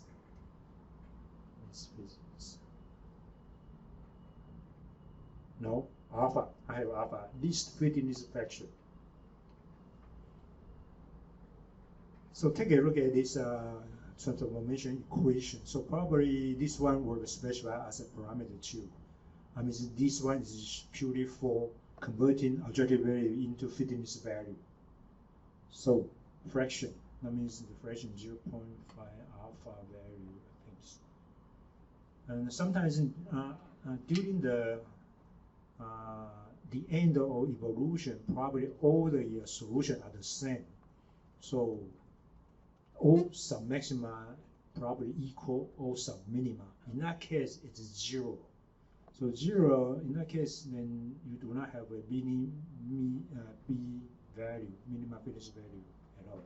So in that case, we will use the smallest positive number for that, stand for the B. Otherwise, the minima fitness, that means minima survival rate, and the rate is relative rate. It's not an absolute rate for the worst chromosome. Anyway. So probably we'll add the least fitness fraction. The name is not good at all, but probably put it there. Double. Least fitness fraction. Right. Fraction. Again, you can specify probably 0, probably 0, 1. Fine. So remember that, I mean, during this equation, you might use this value to do that. So basically, you need to loop through for what? For int start from 0, right? Up to total. You need to convert somehow, fitting this value I equal, I don't know, from their objective value. I think it's called objective, right? I somehow. And probably you need to go through everything first. Get the minimum value, maximum value, objective value, fine. So basically that function can be done right here in the generic fuzzy set. We are not going to make any calculation or do any assignment right here. Because right now for the compiler does not know the data type of chromosome T, but the compiler do know the data type of objective is a double. So you can compare value and then assign value for this data directly right here in this generic GSO, but not for chromosome and not for the for those data type with a parameterized data type, not here. What I'm saying is that if you try to access an element of so far the basic solution, 0, and then use it, try to use pick out the value and do some value calculation is not allowed either, because up to this point the compiler does not know the data type of so far the basic solution. The type is T, right? We don't know the T. Whether T can participate in the multiplication with a numerical value. Probably that is a fuzzy set. How come a fuzzy set type A? Well, you say, well, the result should be a fuzzy set. It's okay because you override it, right? But not for the compiler. Compiler does not know up to this point. They, for example, you cannot do any so-called crossover operation right here because crossover operation do involve the calculation about the gene value. So gene value calculation will not going to be done within the function of this generic GS over. Generic solver right here, we just probably print the all kind of G operation right here in the top class label. So as you can see, probably you have experienced what we have done in our fuzzy set, right? The generic fuzzy set do provide generic operation, general operation, specified as a virtual function, and then the derived class should override it if derived class need to implement that operation. Okay. All right. So let us continue with the next step. So, and here we should have perform selection operation and deterministic selection, stochastic selection. Probably we do not need to specify that as a function, but definitely we need to have a perform selection operation. Okay, so maybe we write it down first. The sequence will not be a good way, but anyway, you need to know during this perform selection operation, you need to do different kind of computation logic. One, if you use a specialized stochastic, you need to do the stochastic selection. If you use a select stochastic, and you provide stochastic solution. All right, so probably we prepare that first. All right, so comment it up. So this is your responsibility. You need to do that, and then we will have public void perform selection operation, right?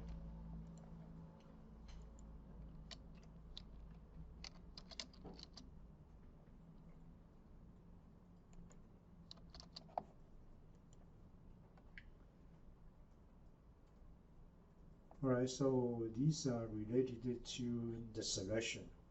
So we came up with it. But before that, let us step into the public and the most important user interface function. So for a generic G server, we should provide reset, run one iteration, run to end, right? Just the one you see from the main form. So within the main form, user change the parameter, right? So as you can see, if we since right now we have defined this parameter as the property, So actually, we do not need to specify the label and the text box layer. We will prepare a public grid to let the user select it and change the value, right? But how about the interface function button? Okay, button, right? We have reset, one iteration, run, right? So definitely in our generic solver, we should provide this function, reset function. So, okay, public void reset. So you need to reset everything. I mean, all this related data within this scope, within the generic scope. So suppose you have You have iteration count, right? Iteration count during the iteration. Because once the count reach the iteration limit, it will stop, right? So you need to reset such kind of thing. For example, we have I might call it runtime data. So I have a runtime and iteration ID, maybe I call iteration index. So start from 0, right? So during each iteration, the iteration index will be forward by 1, kind of 1. So during the reset, you need to take care with those data. Iteration ID reset into 0, right? Kind of things. So you need to prepare that. So most importantly is that we need to allocate memory, because during the reset, user might set up different kind of population size. So within reset, a lot of things need to be done. Memory reallocation, some variable resets. This is variable reset. Memory reallocation and set initial solution. Well, basically that is the mission for reset function, right? Okay, so reset, and how about the others? We have reset, and then we have run one iteration, run to end. These are the public interface boundary we will encounter. So public reset, public void, run one iteration. Right? And since we allow the users to specify the stopping condition, so we can public void run to end, which we might call it evolve one iteration, evolve to the end. Never mind. Okay, it's fine. So during one iteration, what kind of stuff needed to be done? Maybe let's go back to check about the reset first. All right, Java assignment problem right here. So the instruction up to now. Oh, right here, okay. All right. So we might, during the reset, right? During reset, as I say, you need to do memory reallocation, set initial solution. So this is about the time we declare an important function. This function I call it what? We will call it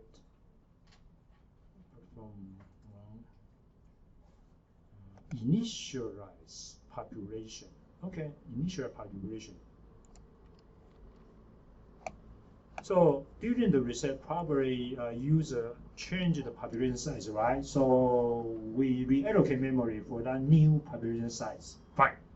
And then before we start, before the user click run one iteration, we need to prepare the initial generation. So initialize population. I like to capitalize it.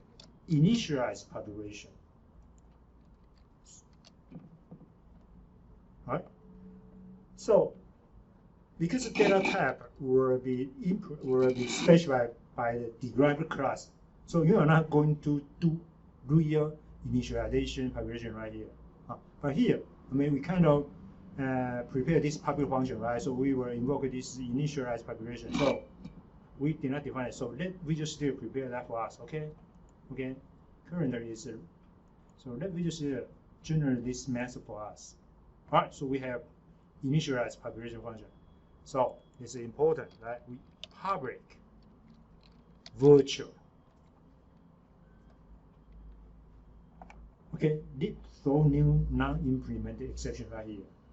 So the derived class needed to implement the initialization job there. They need to do that. I'm not going to do that because I don't know the exact data type, right? I don't know the data type of all this or your population or your chromosome, right? So I'm not going to do that for you. But as we know, because genetic operation involved a lot of stochastic operation, so we definitely need a random number generator. So, GS solver right here, we kind of share for the random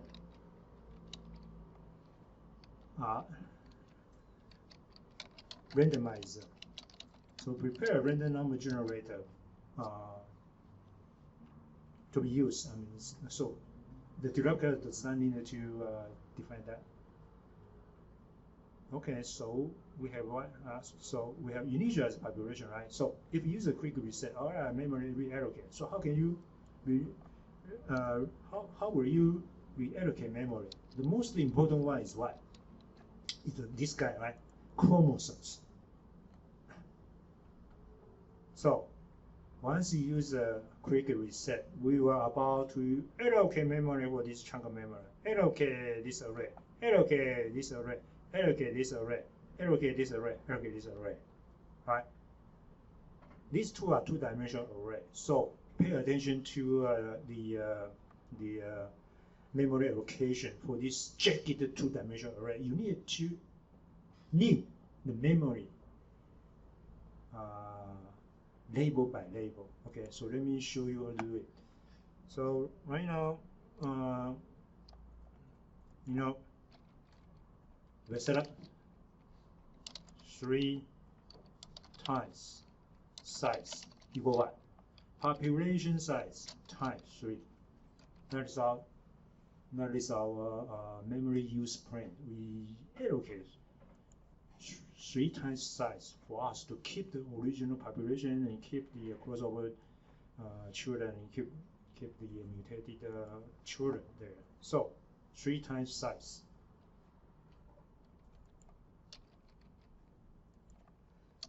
Chromosome.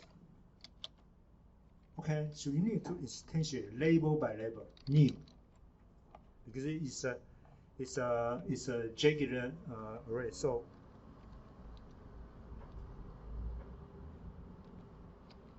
that should be 3 times size, and the target is an array. Sometimes it's really confusing. Okay, so 3 times size. And then after that, what you have done is that you simply allocate a list right here, somewhere, I don't know, somewhere. 3 times. This is called what? This is a T array. This is just T array. So if population is 10, then you have 30 zeros is right here. 1, 2, up to 29. Here. So memory has not been allocated yet. You need to allocate this memory for this guy, so it kind of pointed to this place, kind of to this place. So for two-dimensional jagged array, you need to pay attention. So right now for int, I call it row equals 0. Up to 3 times, right? 3 times size, plus plus. And then in the second label, you chromosomes are new T. Oh, you still don't know the data type of T, but actually you can allocate memory. I mean, the coding right here is okay. Compiler know that. Well, once it's really executed, the type of T is known. So compiler will not complain about this. So how about the size?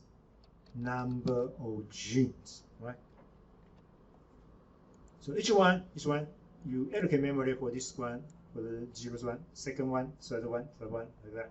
So you need to do the similar memory allocation for selected chromosome. Okay, so you need to do that. So you need to at least figure out about the memory allocation stuff in C#. So I'm not going to write the rest of the code for you. And for this array, it's simple, right? For index, for example, index, similarly for index objectively, you need to instantiate the memory for that. So for the indexes,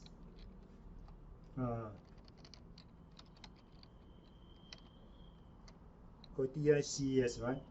So right now it's clear, we need to allocate memory 3 times, right? So 3 times size. So it's clear.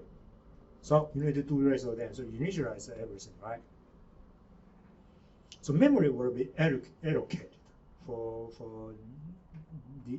this data we declare right there. But as I say, so far the best solution will not be reallocated at all because the size has been well allocated in the constructor, so we don't need to bother about this one. But user might change the population size, so this will be reallocated, memory will be reallocated. How about initialized population? Initial population, right? Well, I'm a genetic GS, so I don't know the data type. I'm not going to, because it's not possible. It is not possible for you to specify the type, right? Do the initial value assignment right here. No way. So who will do that? Developers will do that. But in here, because we provide part 1 reset, right? During the reset, eventually we will invoke this initialized populations function. So binary GA need to override. So let us go back to our binary GA. So GA need to override it. Once you type override, you see, oh, okay, initialize population is my responsibility. So how can you initialize it? Remember, your binary GA do inherit the data from the genetic GA, right? So right now you have a bunch of chromosomes needed to be initialized. But memory-wise has been allocated, so no problem. So moving for that. So in your initial population, it's simple. For look through everything. For int row equals start from 0, right? Rows smaller than population size. Well, population capitalized population size is a property. Property is actually what? A memory function call. Property, where is that? Property will invoke this function call, and the function call is costly. Actually, it will cause the CPU to jump, so it's not good. But right now, since I inherit the population size, right? But in the previous hours, we asked the Visual Studio to prepare this property for us, right? We encapsulate this private data. So it's about the time, once the property has been allocated. So we will add protected right here. Okay, crossover rate is all right there, right? So similarly, you will specify the crossover rate. The lower case is protected. Today, the derived class can directly access. Why we don't want to specify protected first before we encapsulate? As you can see, if right now mutation rate, I have not defined property for it, right? But user needed to change the mutation rate. So if I declare this mutation rate is protected, then I invoke the wizard or the Visual Studio to encapsulate this data for us right here. Encapsulate this mutation rate, and we still use the field. What will happen? Visual Studio will change the accessibility back to the private, and instead make your mutation rate protected. It's not what I want. What I want is mutation rate is public, and the mutation rate lowercase is protected. So, as I say, initially we did not add protected accessibility for our web. If I click on this guy, let the Visual Studio prepare this property for me. In that case, well, the property is public, and then mutation remain protected. So after that, I can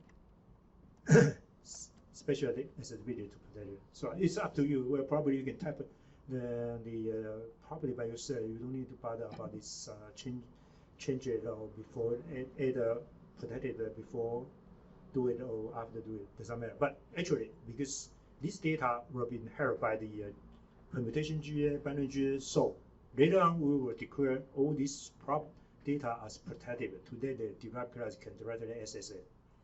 All right, so then let's go back here. So we prefer invoke the lower cases directly use the data I inherit from the parent, not through the property, because property is a function code. Function code do use up a little bit about the CPU resources, so we're not going to do that.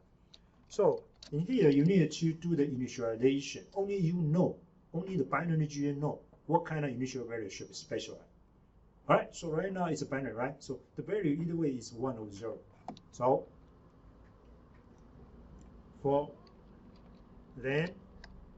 column wise, so we are not going to initialize everything. So what we need to initialize just up to population side. This part we need to populate the value, the gene value with 1 or 0, right? So that is the purpose for the binary GA. So if it is a permutation GA, then you need to do that to make sure all the integer appear once. So later on, if you go to the if you implement the mutation GA, you need to do that. So C is what what number of gene, right? C plus plus. So you have what? You have random number generator, right? RANDOM, randomizer, right? Next, the E is should be 2. So it will generate 0 or 1. But that is the integer. Remember that is the integer. Oh, okay, by the way, so it kind of assigned to what? Chromosome. R row, C column. So pay attention to this notation. It's a 2-dimensional array, right? But it is a Jagged array, so it is not right because our array is not 2-dimensional array. Actually, what we have is a 1-dimensional array or an array. Okay. So since the right hand side is integer, left hand side is byte, so we need to cast that byte.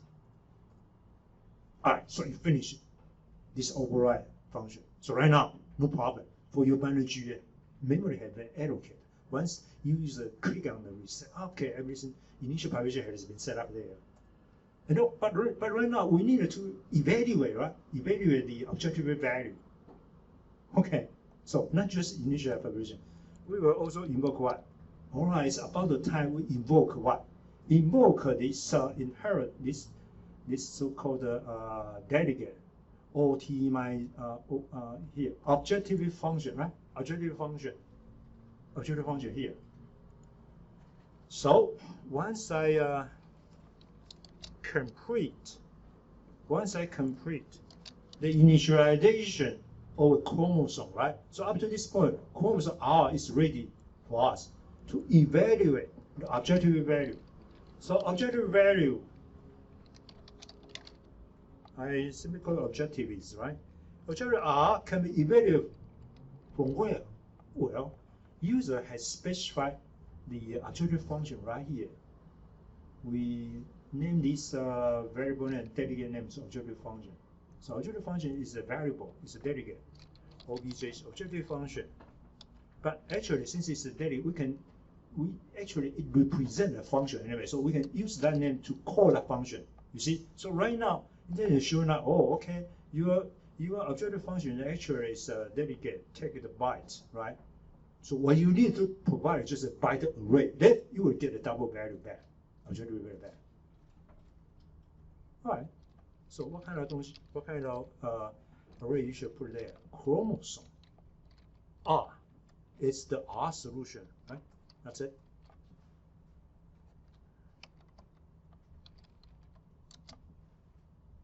All right. So your binary GA have successfully implemented initialized population, and only binary GA do know how to assign what kind of value to your chromosome. The generic GA software does not know anything. So fine. I mean, for generic So I just provide a reset to the user. Once the user click on it, wow, okay, I reallocate memory, no problem, I can do that for you. But, well, I will not able to do the initialization. So direct class need to do that. So as you can see, if you have another permutation GA, you will implement this similar function there. Okay. All right. So I think that's it. I mean, for the resets, it's done. Initialize. So what we have done is that we initialize the gym, right? We also evaluate the objective value here. You don't need to compute the fitness right in this moment yet.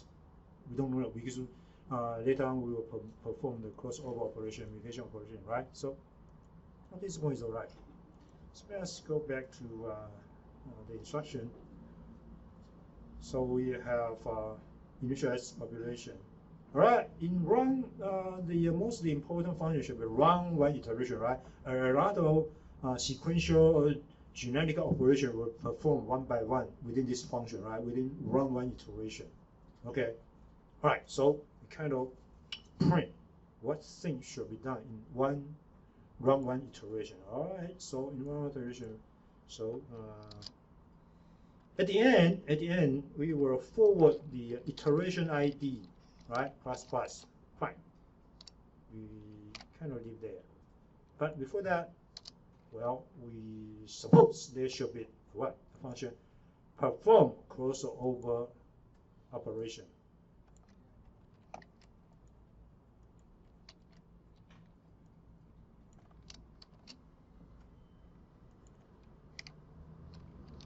And then what? Perform mutation operation. Well, it's quite straightforward, right? So during an operation, so perform, everything should be done. Okay, sounds perfect.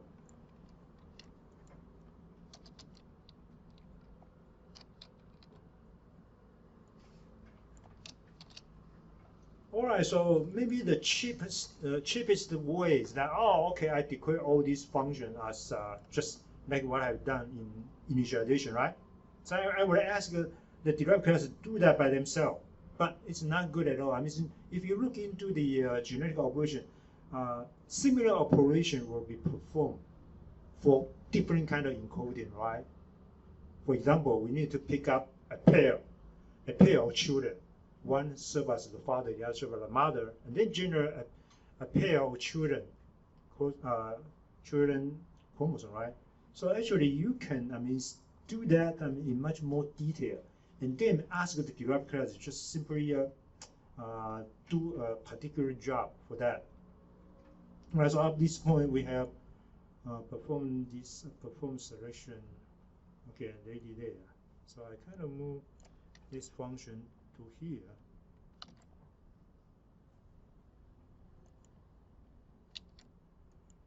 So I will ask the registry to create this function skeleton for us. Perform crossover, perform mutation.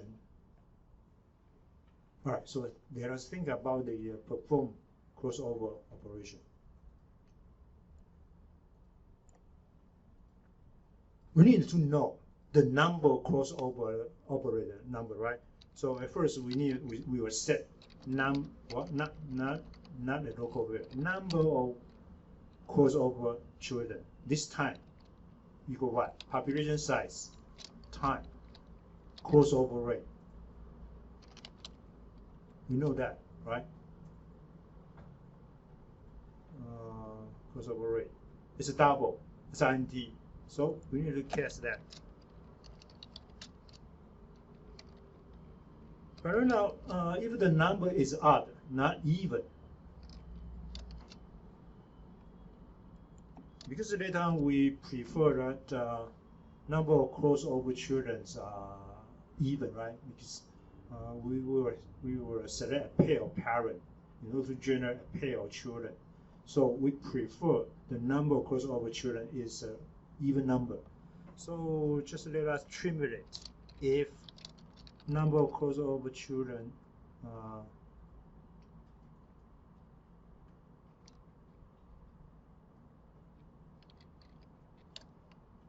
modular by 2 equal 1.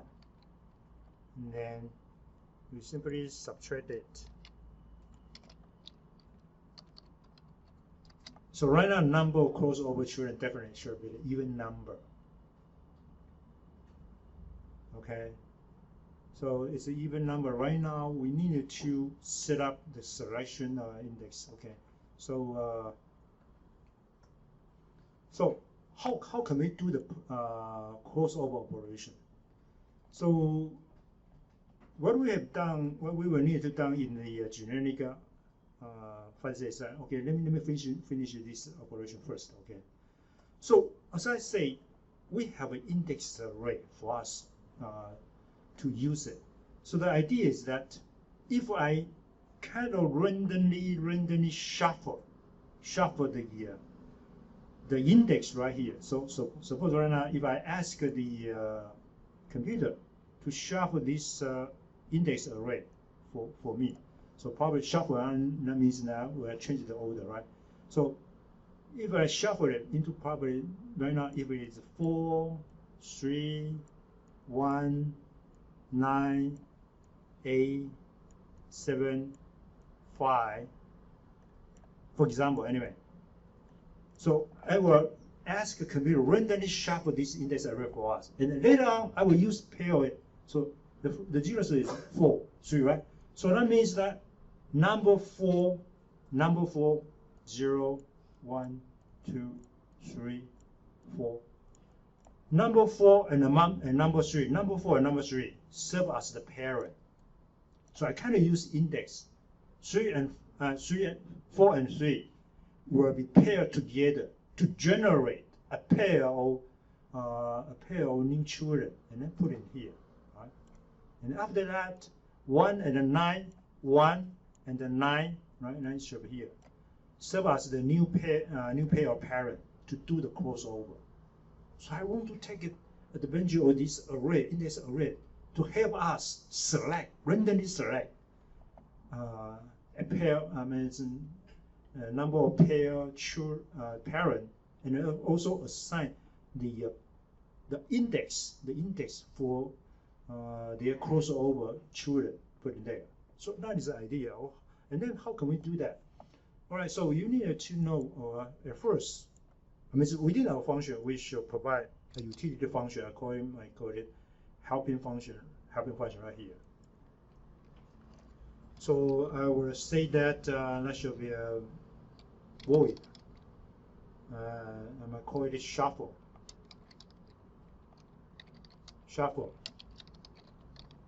index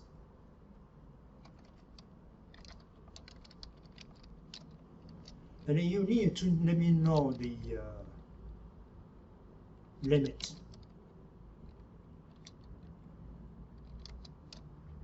Okay, so this function just, well, because I have indexes array, right? I have int index array, right? And if you told me, well, shuffle up to this limit. Okay, so let me first for int, I start from 0, I up to limit, I plus.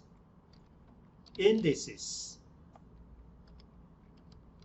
the ith place will be put ith value. So right now I have initially 0, 1, 2, 3 sequentially assigned it, and then I need to shuffle it. So how can you shuffle it? So let me show you an algorithm. So that, well, everybody should have its own shuffle position. Probably you may set up a number of times and probably randomly select 2 elements from this array and swap it. I don't know. Okay, so maybe I will leave that to you anyway. So we.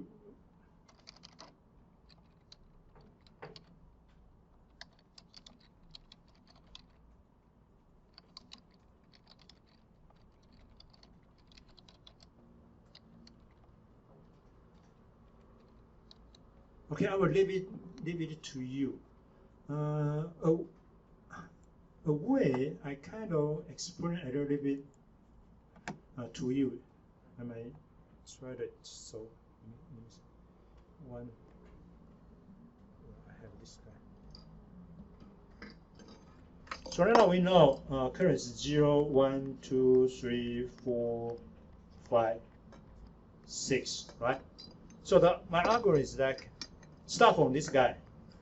Okay, start from this guy, and then I will randomly choose from the place up to this place. So I have a random number, I call it POS.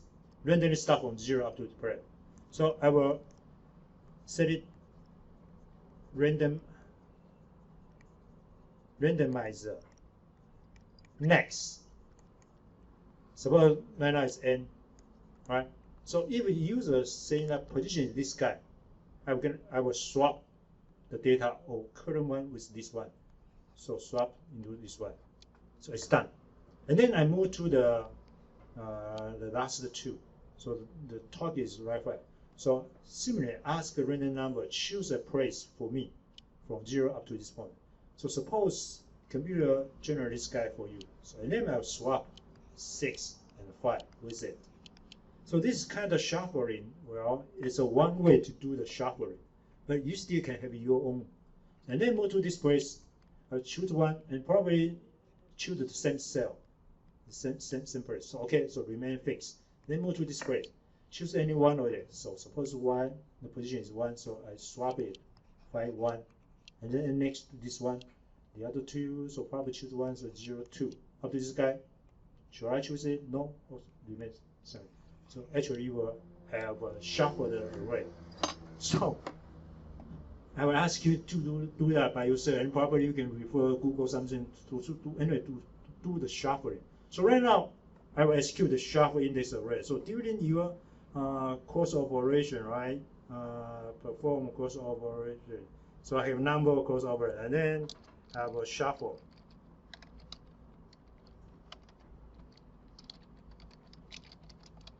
So I call it shuffle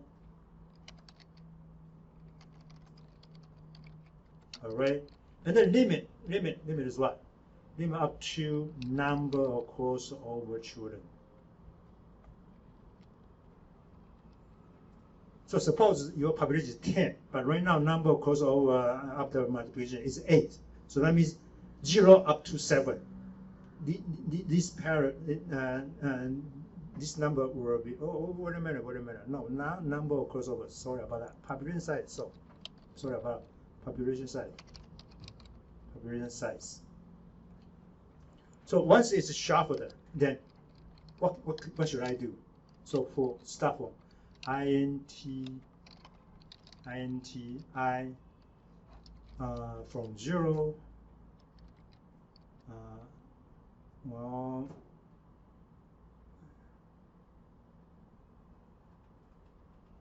okay, I up to number of crossover children,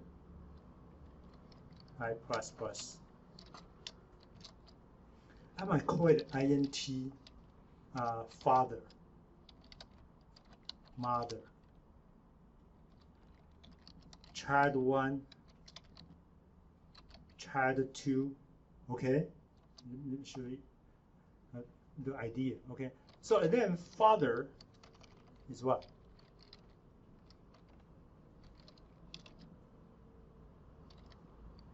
Father will be using indexes and the indices I, right? Okay, maybe I plus 2.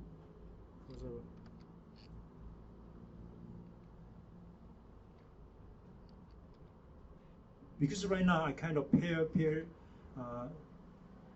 do the crossover pair by pair, right? So father is index is 1, and the mother as indexes I plus 1. I don't know exactly the indices, but right now I have father and mother ready, right? And children 1, so probably I move children 1 outside here. Okay, and children 1 start from where? Start from population size. Child 2 start from population size plus 1. Initially, right, if you look into this memory again, this one is the first child for the first pair. Or, I mean, suppose right now is 3, 4, right? So pick up the 3 as the father, 4 as the mother, right? So and then we tell we prepare this location for the generator child 1, child 2 right here. So child 1, child 2 has been assigned it, right? So I have a father determine, a mother determine, and then I prepare a function. I'll call it well, name-wise, maybe I call it crossover at pair. Crossover at pair parent.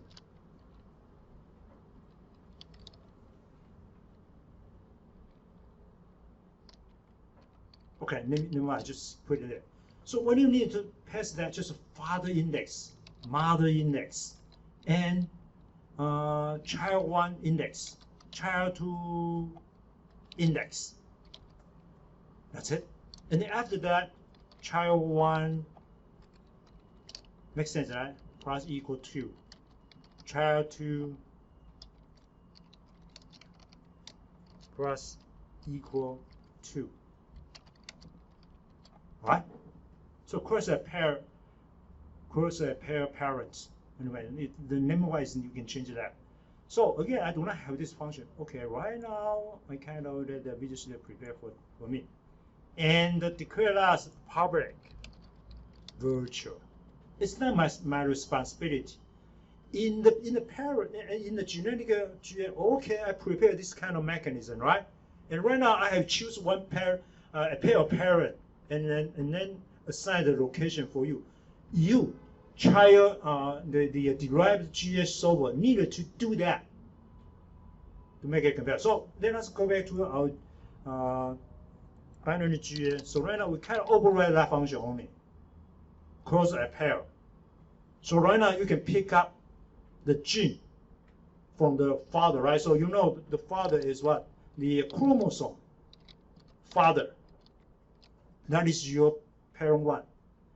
Similarly, pick up the gene of the mother through this index, and then you need to calculate the new value, assign value to the child 1. So for the derived so-called binary GA, what he needed to do is right here. So I'm telling you that this is father. This is your mother. For this function, I'm sorry, and probably within here is child 1. This is the child 2.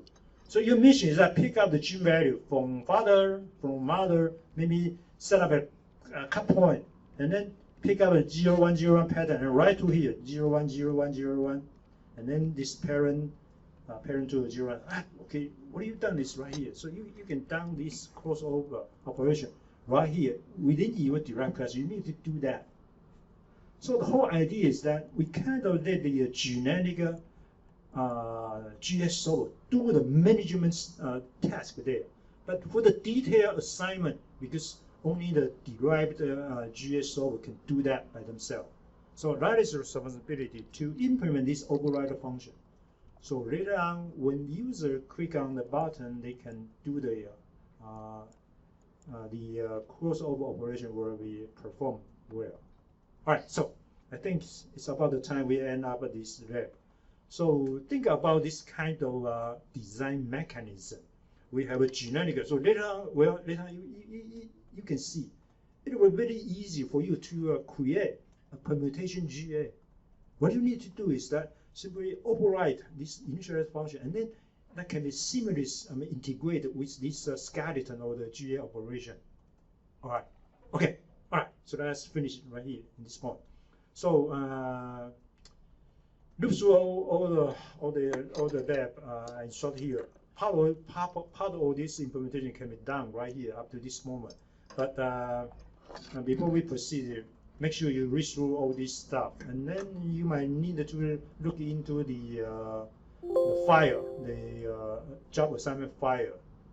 You can prepare, I think you can prepare the user interface first to prepare a button, read in that input file, and then prepare some data structure needed in your main form.